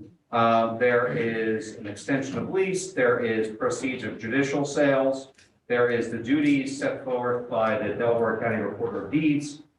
In there, it talks about the statement of value and how the Recorder of Deeds will judge that. Of course, that's going to be, Recorder of Deeds is familiar with this and does this process for other municipalities. Talks about the civil penalties for obeying this. Talks about how unpaid taxes eventually become a lien against the property. Talks about the interest and penalties, which we're not making up, which is actually set by state law. There's a repeal clause, a severability clause, and an effective date. I believe most people are familiar with this because they've gone through it in a transaction of some real estate probably in their past. So I'd be happy to answer any specific questions, but I hopefully that's a summary. And also, actually on page 8, number 18, transfer conservancy, which possesses a tax exempt status pursuant to section 501c3 for the internal revenue. So that's the kind of person who, so there's 4 of them who do have a tax exempt. Okay, so 14, 15, 17, 18 all relate to nonprofits. Yes. Okay, great. Because I know that council loves to, ask about that. So point that out. Great. So this will be a motion to advertise. To introduce and advertise. Yes. So just so people understand, it won't be back before your next meeting. When you advertise a new taxing ordinance, it takes 3 advertisements a week apart. So it'll be back to you in December. Right. A little more on this process. Okay, so can we get a motion to formally introduce and advertise ordinance number 3105? I'd like to make a motion to advertise. So Gwen and Eunice, are there any questions or concerns on this ordinance? Councilman Barnett? Thank you. Mr. Solicitor, this is a matter that after the 3rd hearing, we can have a public hearing, I suppose. Third advertisement? After the third advertisement. After the 3rd advertisement, there will be the hearing and then adoption of the ordinance. Okay, and we can adopt it immediately there? Yes. Mhm. And the goal would obviously want to get this, if council so chooses, get this done before the end of the year, so we take effect for next year. Well, and also we do have 3 council meetings in December, the 1st, the 8th, and the 15th. So we do have, and the first week of advertisement is happening next week, correct? And so then The 24th, the 1st, and the 8th. right, so we'll, On the 15th. right, so we'll be voting on the 15th. We'll have the public hearing on it on the 15th. Why do we have 3 in December? Because we always have other things that we just want to make sure we have enough meetings to pass all the different potential ordinances and resolutions that we need for tax. And actually, it was actually a pattern that started in the previous administration that actually October, November, December always had 3 meetings. We maintained the December 3 meetings because, so that we had backup. Last year, we had conflict with the millage, and we had to add a 4th meeting for the last week of December. We're trying to avoid that. I'm sure everyone would appreciate that, right? So, yeah. Are there any other questions or concerns on this ordinance? Okay, seeing none. Ms. Phillips? Yeah. Take it away. And this is for the introduction and advertisement.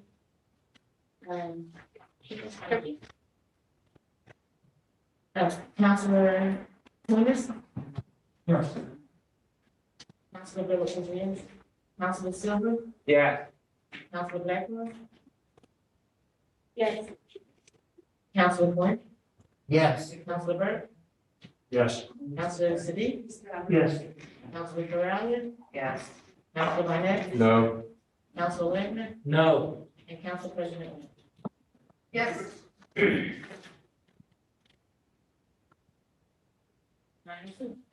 9-2, it passes. Let's move it on. Great.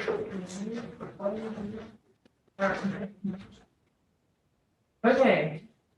So next up, we have a council budget discussion.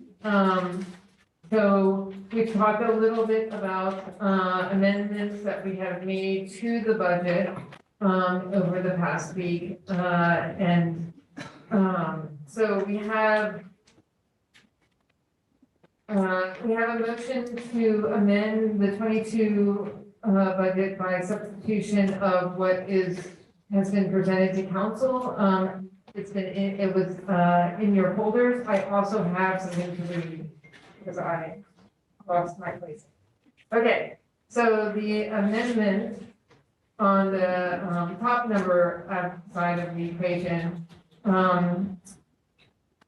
Upper Darby Township proposed consolidation budget combined and condensed modified actual basis for year ending December 31st, 2022. Revenues, real property tax, $56,443,663. Business and other taxes, $29,168.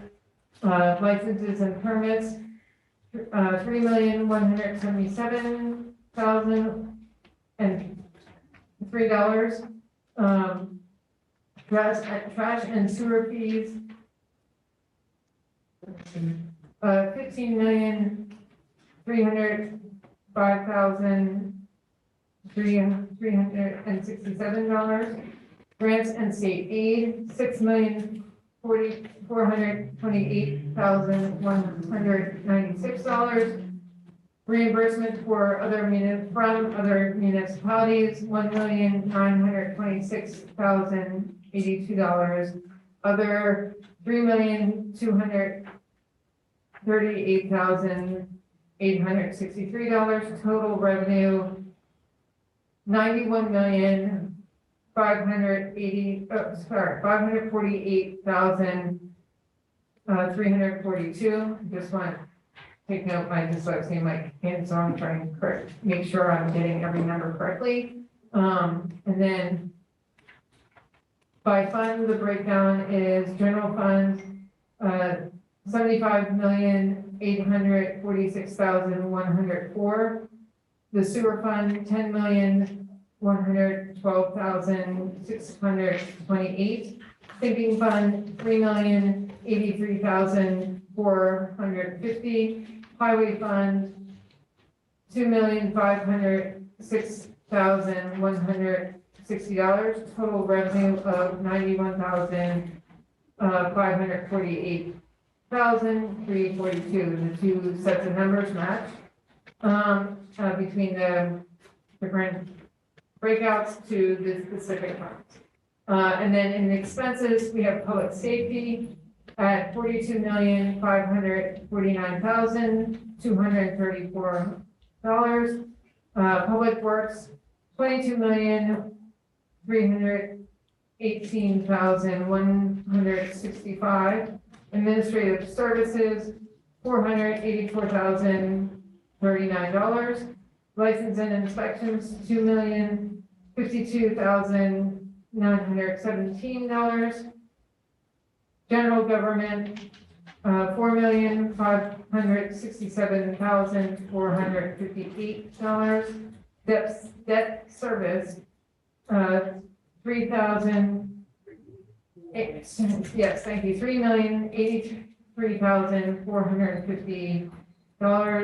Other, $16,073,219, with a grand total of expenses at $91,128,483. Breaking it down by fund, the general fund, $77,479,179. Sewer fund, $8,346,467.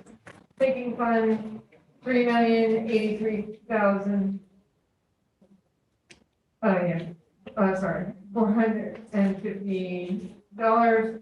Highway fund, $2,219,387, and the total expense matching earlier, moment ago, $128,483. Can I get a motion to amend the 2022 budget by substitution? Make a motion. Second.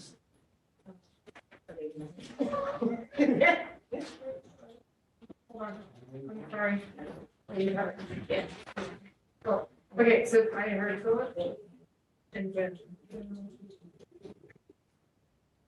Are we allowed to ask any questions at this time or no? Can you give me 1 second, please?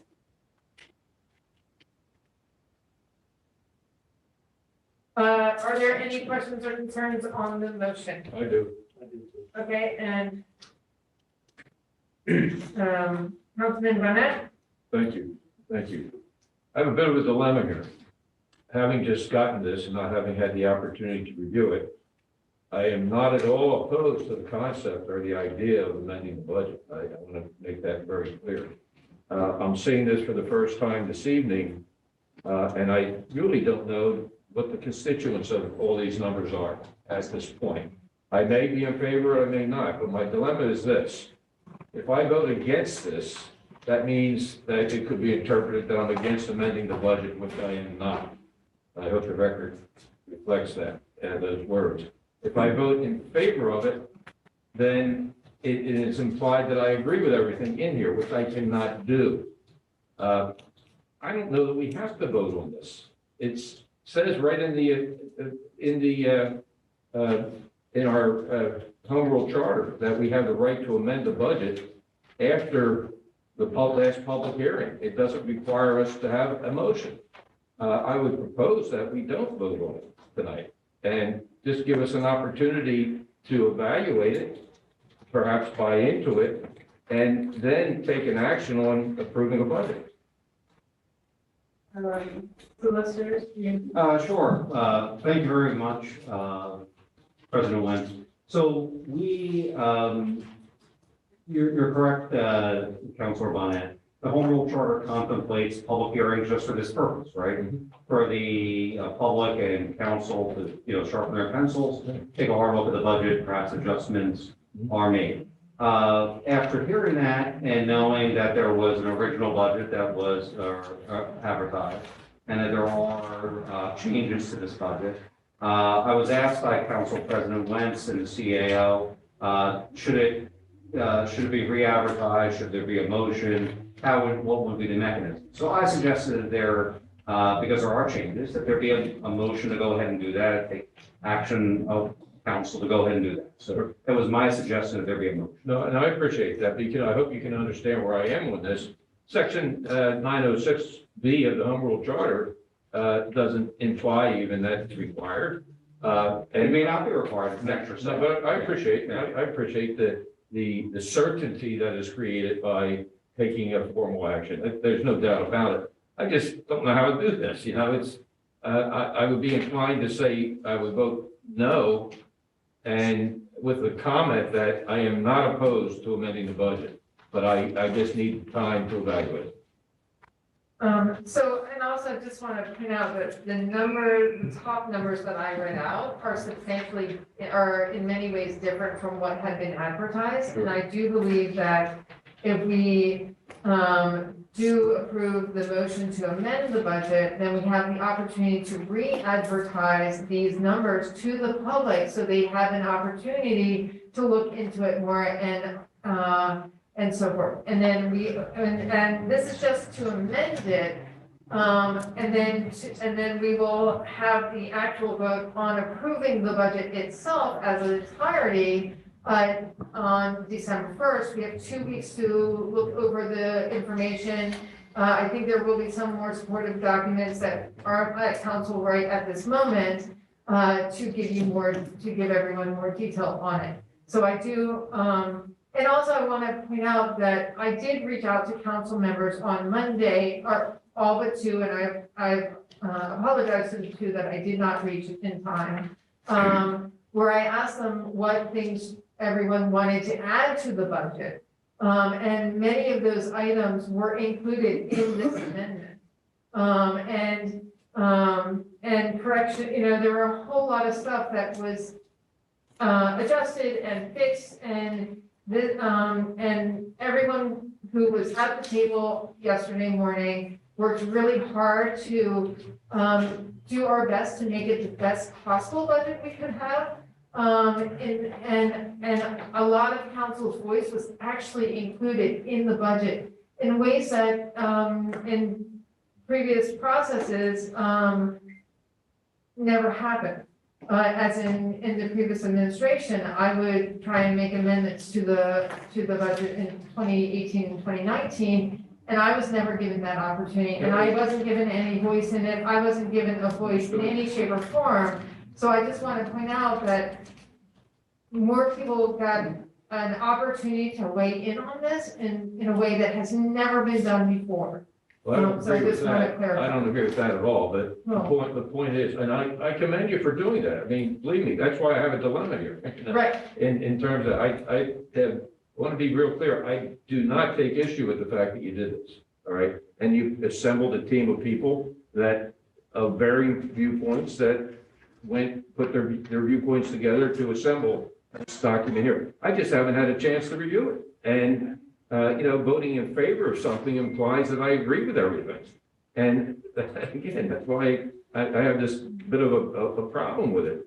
And, I do respect the fact that, we have a recommendation from the solicitor to vote on it tonight, to create some finality to the fact that we're stepping away from, the original budget and making a major amendment. I ask you one question. Are any categories within the budget changed to in excess of 25% of what was advertised? Let me just. Well, let me explain why I say that. I seem to think, are we subject to the, Mr. Solicitor, to terms of the first class township code? Yes. Okay, because I seem to remember, and it's been a while since I read it, and I think I'm reflecting back on previous years, that if we do change the original budget more than 25%, we are obligated to re-advertise. So thus the genesis of that particular question. Well, if the motion had passed, if the motion passes, we plan on re-advertising. You do? Okay. Yes, that's All right. part of the reason Good. for the motion, Good. is to I'm make pleased to sure hear that. that we are re-advertising the new numbers, Good. so that we are very transparent. Then the question is, do we have to have another public hearing? I would Well, you've had two public hearings on this new budget. You're re-advertising an amended budget. I would opine you would not. All right. Anyone else with any questions or concerns? Yes. Okay, I see Councilman, yep, Councilman Silva, and then Councilman Wagner, and then Councilman Blackwell. Yeah, I'd just like to, speak on behalf of, passing this amended budget. No, not passing the amended budget, but, well, you know, finalizing it so we can advertise it with the corrections and the adjustments that are made, so people have more of a sense of transparency of the direction the budget is heading. I think that, you know, I think that would help clarify it for the residents and everyone involved, and I think it's something we should go ahead and do. Great, thank you. Councilman Wagner? Thank you. I am in no way as deep or complicated a thinker as my good friend Don Barnett. I'm a much more simple guy. This should have been done before we had two public hearings last week and this week. I don't understand any reason why it wasn't. I cannot imagine how we could now vote on a budget that essentially has been presented to us tonight. The public should have been involved in this process from the beginning. I just don't want to hear any more about how transparent we are. This is not transparent at all. I don't think you people know how to spell the word, much less have any understanding what the hell it means. This should have been done in a completely different manner than it was done. And I'm also tired of hearing how, oh, we didn't have these opportunities back with the previous administration. That is a late excuse for damn near everything this council and this administration wants to do, it seems to me. I'm tired of it, and I will cheerfully vote no on this. Okay, Councilwoman Michael?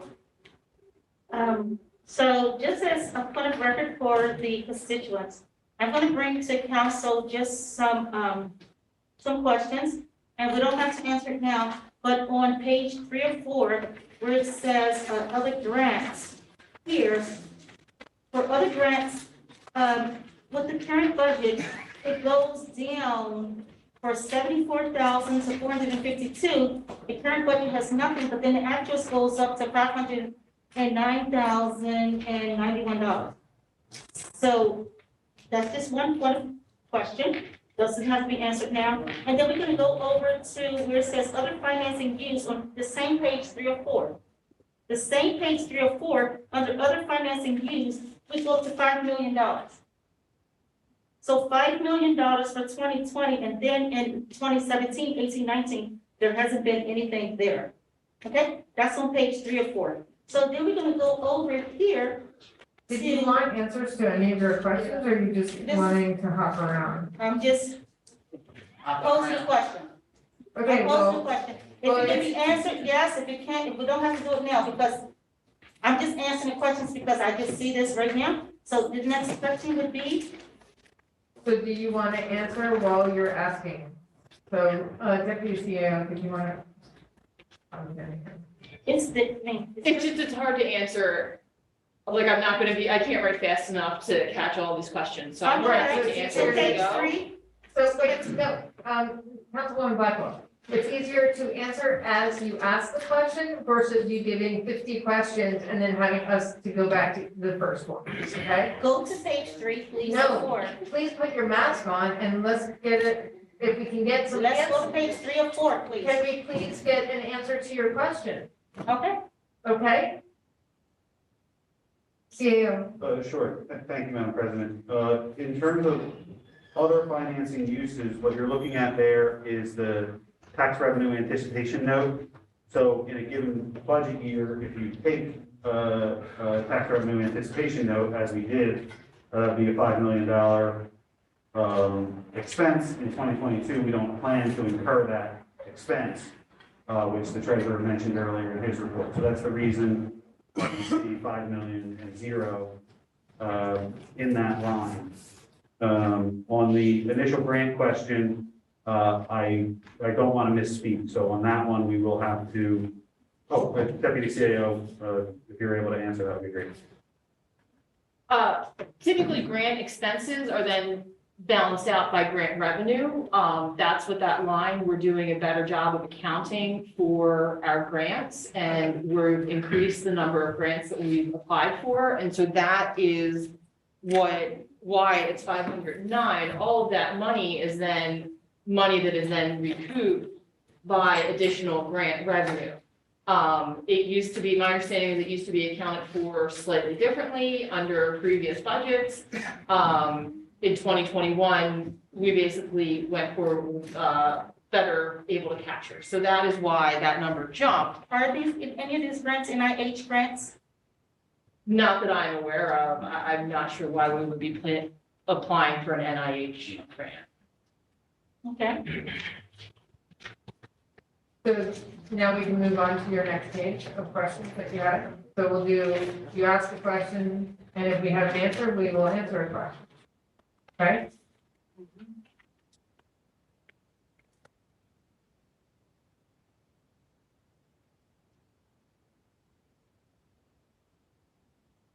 On page 2 of 19, where it says sewer connection permit, there's zeros there. Why? I'm sorry, could you repeat which line? If you give me the number. Yes, it's line number 013.322.803. That's a permit that we don't currently issue. It has not been issued Okay, in 2017, 18, 19, 20, or 21. so why do we have that there? And yeah, no, that's obviously something that should be deleted.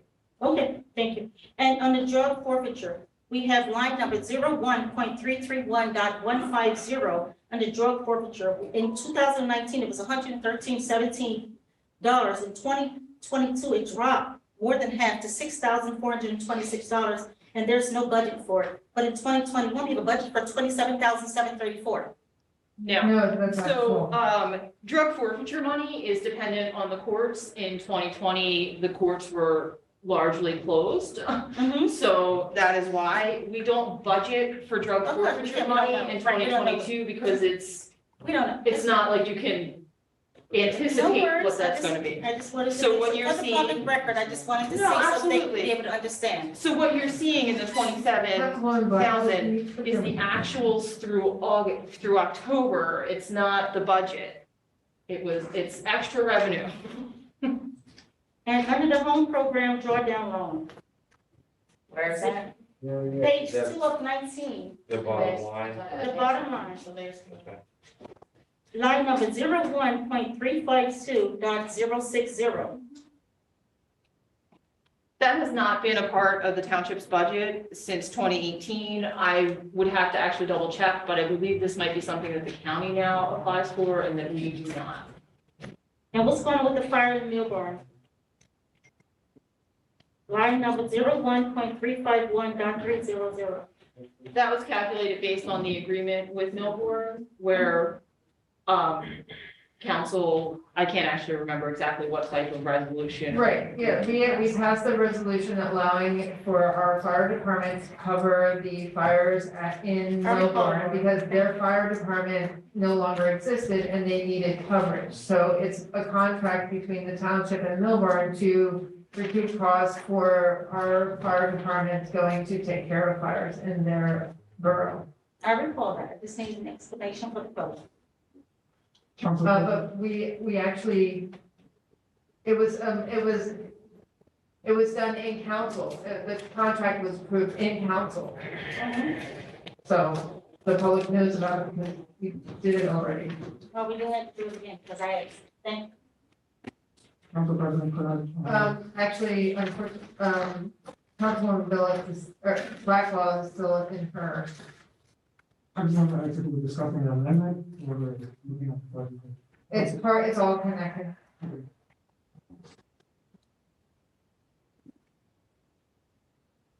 Councilwoman Blackwell, do you have any other questions or concerns? Under where it says on page 14 of 19,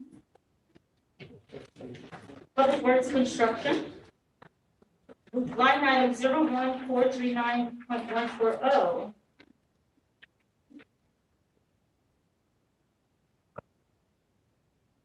What was the number again?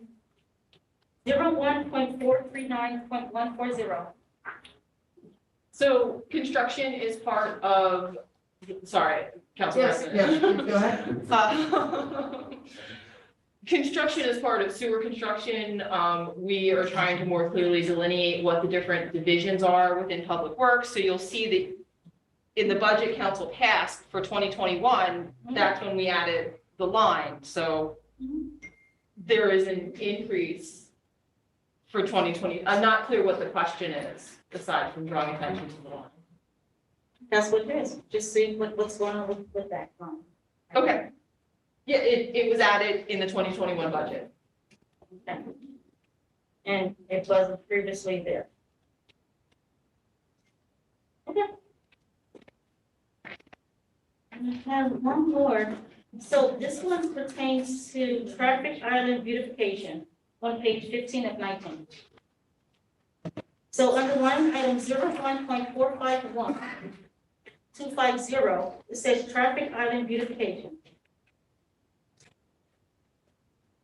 Yes. Does that pertain to Westchester Park? That pertains to all traffic islands throughout the township.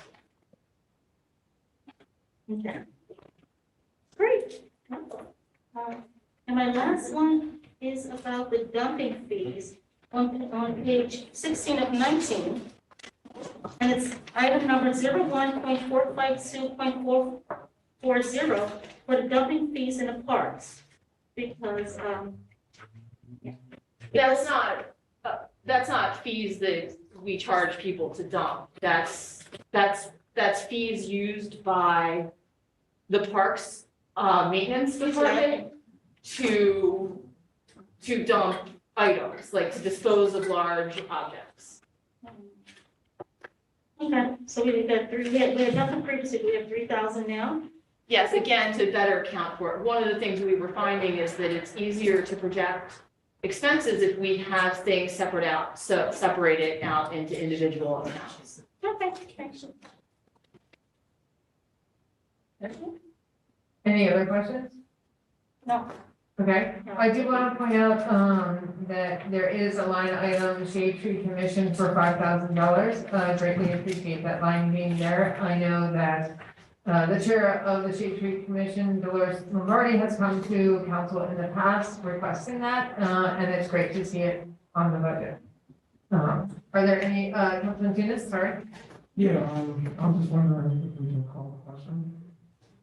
Sure, do you have a motion to call? I would like to make a motion to call the question. Okay. Do we have a second?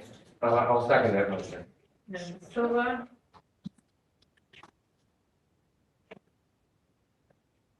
All those in favor of ending the discussion and calling the question, please signify by saying aye. Aye. Opposed, say your name. Ayes have it. Okay, and then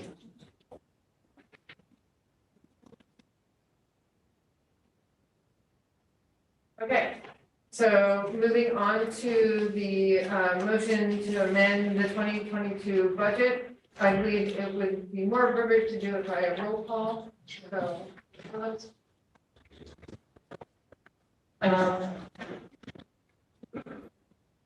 Councilman Tunis, Yes, to amend the Councilwoman Little, yes, to amend the budget. Councilman Silva, Yes. Councilwoman Blackwell, Yes, for amend the budget. Councilman Wayne, Yes. Councilman Burke, Yes. Councilman Siddiq. Yes. Councilwoman Ferrari, No. Councilwoman Barnett, No, Councilman West, No. and Council President. solid yes on that one. It is approved. 8 yes, 3 no. Thank you very much. So we will advertise the new numbers. Mr. Getty, great. And then, our next council meeting is December 1st. And Councilman Glick, you had a question? Yes, one is, we still have the right to, if we find some differences or errors, we can still make adjustments. Yes, we can still amend it on December first when we go to approve, make the motion to approve the budget. We can still have the opportunity to amend it again. This just means that we're putting out the new parameters, to the public for, the newly approved budget. Okay? All right, so, next up, thank you very much to all of council for that healthy debate, discussion, and support of the amending budget. Greatly appreciate that. So next up, we have solicitors. Take it away. Thank you very much. As you have seen, my office is very busy between the budget, the real estate transfer tax, various land development resolutions, and answering daily questions from the administration. If anybody has any specific questions about things we've been working on that is to the attention of council, please let me know. I'll be happy to answer them now. Did anyone have any questions for the solicitor? Say Eugene, is that what you want to ask? Thank you. So very interesting. So I usually have a call with the administration just to go over all the various legal matters, and it's a lengthy list. So we have a pre-meeting amongst our office, myself, Ms. Richardson, and Mr. Walco, and nothing has happened in 2 weeks. John Walco sent an email to John McLean again. The last report we had is it's still with the Archdiocese in Philadelphia. The local folks are okay with it. They're waiting for real estate in Philadelphia to approve it. And John Walco sent a reminder email this afternoon. Great, thank you. Councilman Silla? Yeah, I'm just curious about the Wild Avenue, by, the Benoni project that was. So, at this point, and I believe actually we've been working with Mr. Galante on, finishing it up. There's a couple of things that need to be done more specifically for us to do dedication. I believe it's just lighting and maybe 2 or 3 punch list items, Mr. Galante, is that correct? I believe we're just waiting on the lights to get energized. And then it will be presented to council for dedication. Okay, thank you. Great, anyone else have any questions or concerns for the solicitors? Great, seeing none, is there any old business? Councilman Gwynn? I have some questions to touch base with. Yes, basically, I'd like to find out the status of Lakeview, Main Avenue, Sellers Avenue with regards to speed calming, any traffic study that's been done. No, if I can interrupt. Yes. So I meet every week with, our engineer. And if don't, can we get you the answers tomorrow? We need to go over that list. And Sure, that's fine. I just like to keep up. No, sure, no, that's great. I'm not preparing it right now. Great, so if you want to, email the mayor the list of streets that you want her to give you an update on, that would be great. Okay. Anyone else have any old business? All right, any new business? Councilman Tunis and Sadiq and. I just want to commend, the township and council leadership for bringing forward this amendment. I also want to let residents know APKA, which is really historic league in our township. I coached, our team goes to the playoffs every year. The mayor has also coached before, and their enrollment is at 25%. So if you guys have spread the word, I can send emails to you all. This is a really great league. We need to just make the public more. Is there like a flyer or anything? Yeah, I'll send the email to the council president. And I'll get it out. Yes, the basketball league for the basketball season, they only have 25% of what they usually get. All right, we definitely need to increase that number. Yeah. Great, Councilman Sadiq? There have been another vaccine clinic, which is with the booster, Pfizer and Moderna. This Friday in our malls, 2 to 4 p.m. The age is from 5 to 11 and 12 to us for the Pfizer. And booster shot as well as. So all are invited. Join with us if you need anything. 2 to 4 p.m. this Friday. Upper Darby, Monday number 6, Islamic Center, 201 South 69th Street. Thank you. Do you have a flyer for it, or send me the information I'm going in a to text so send you that I can share it? I'll share it with, on our Facebook page too. Sure, thank you. Okay. I'll send it to you. Awesome, you're right, thank you. Councilor Phillips? Thank you. So you all know it's holiday season, yay, my favorite time of year. So there is I think, the gentleman that's going the beauty one on 69th Street is also, Men of Action Brothers of Faith. They're doing the pick up a Saturday event, and they're going to be 3 days in 3 different locations. Monday, 22nd, Tuesday, the 23rd, Wednesday, the 24th, from 4 to 7 p.m. Monday, the 22nd is at Darby Rec Center. Tuesday, the 23rd is at Evans Elementary School in Yale. And Wednesday, the 24th is at Upper Darby High School. So it's a flyer on our page. And if you have any more information, you can always give Men of Action Brothers of Faith a call.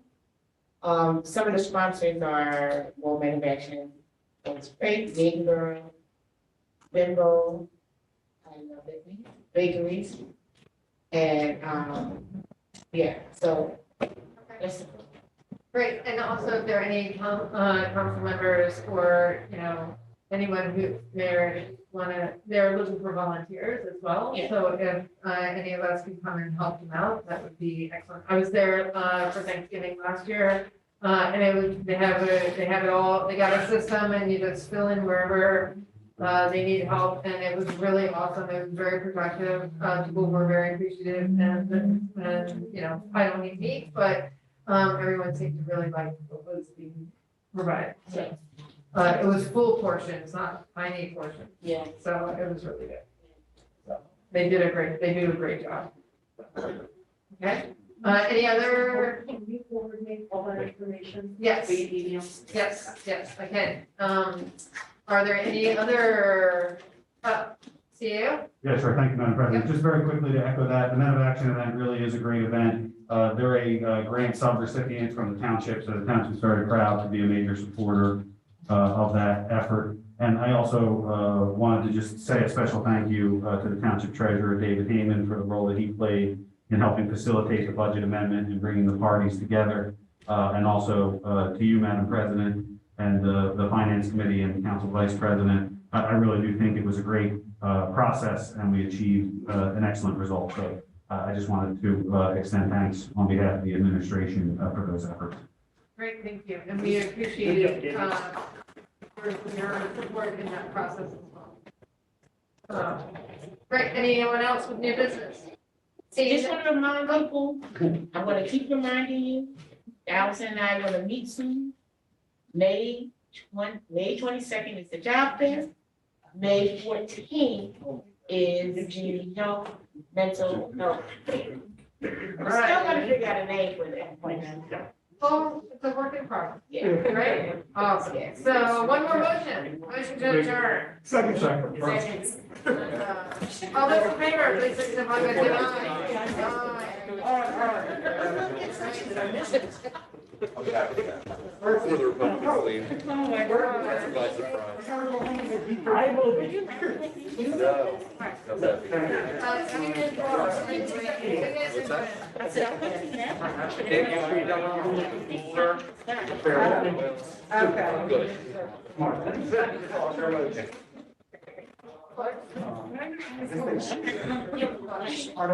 Yeah. You're not going to go to jail for God's sake. No.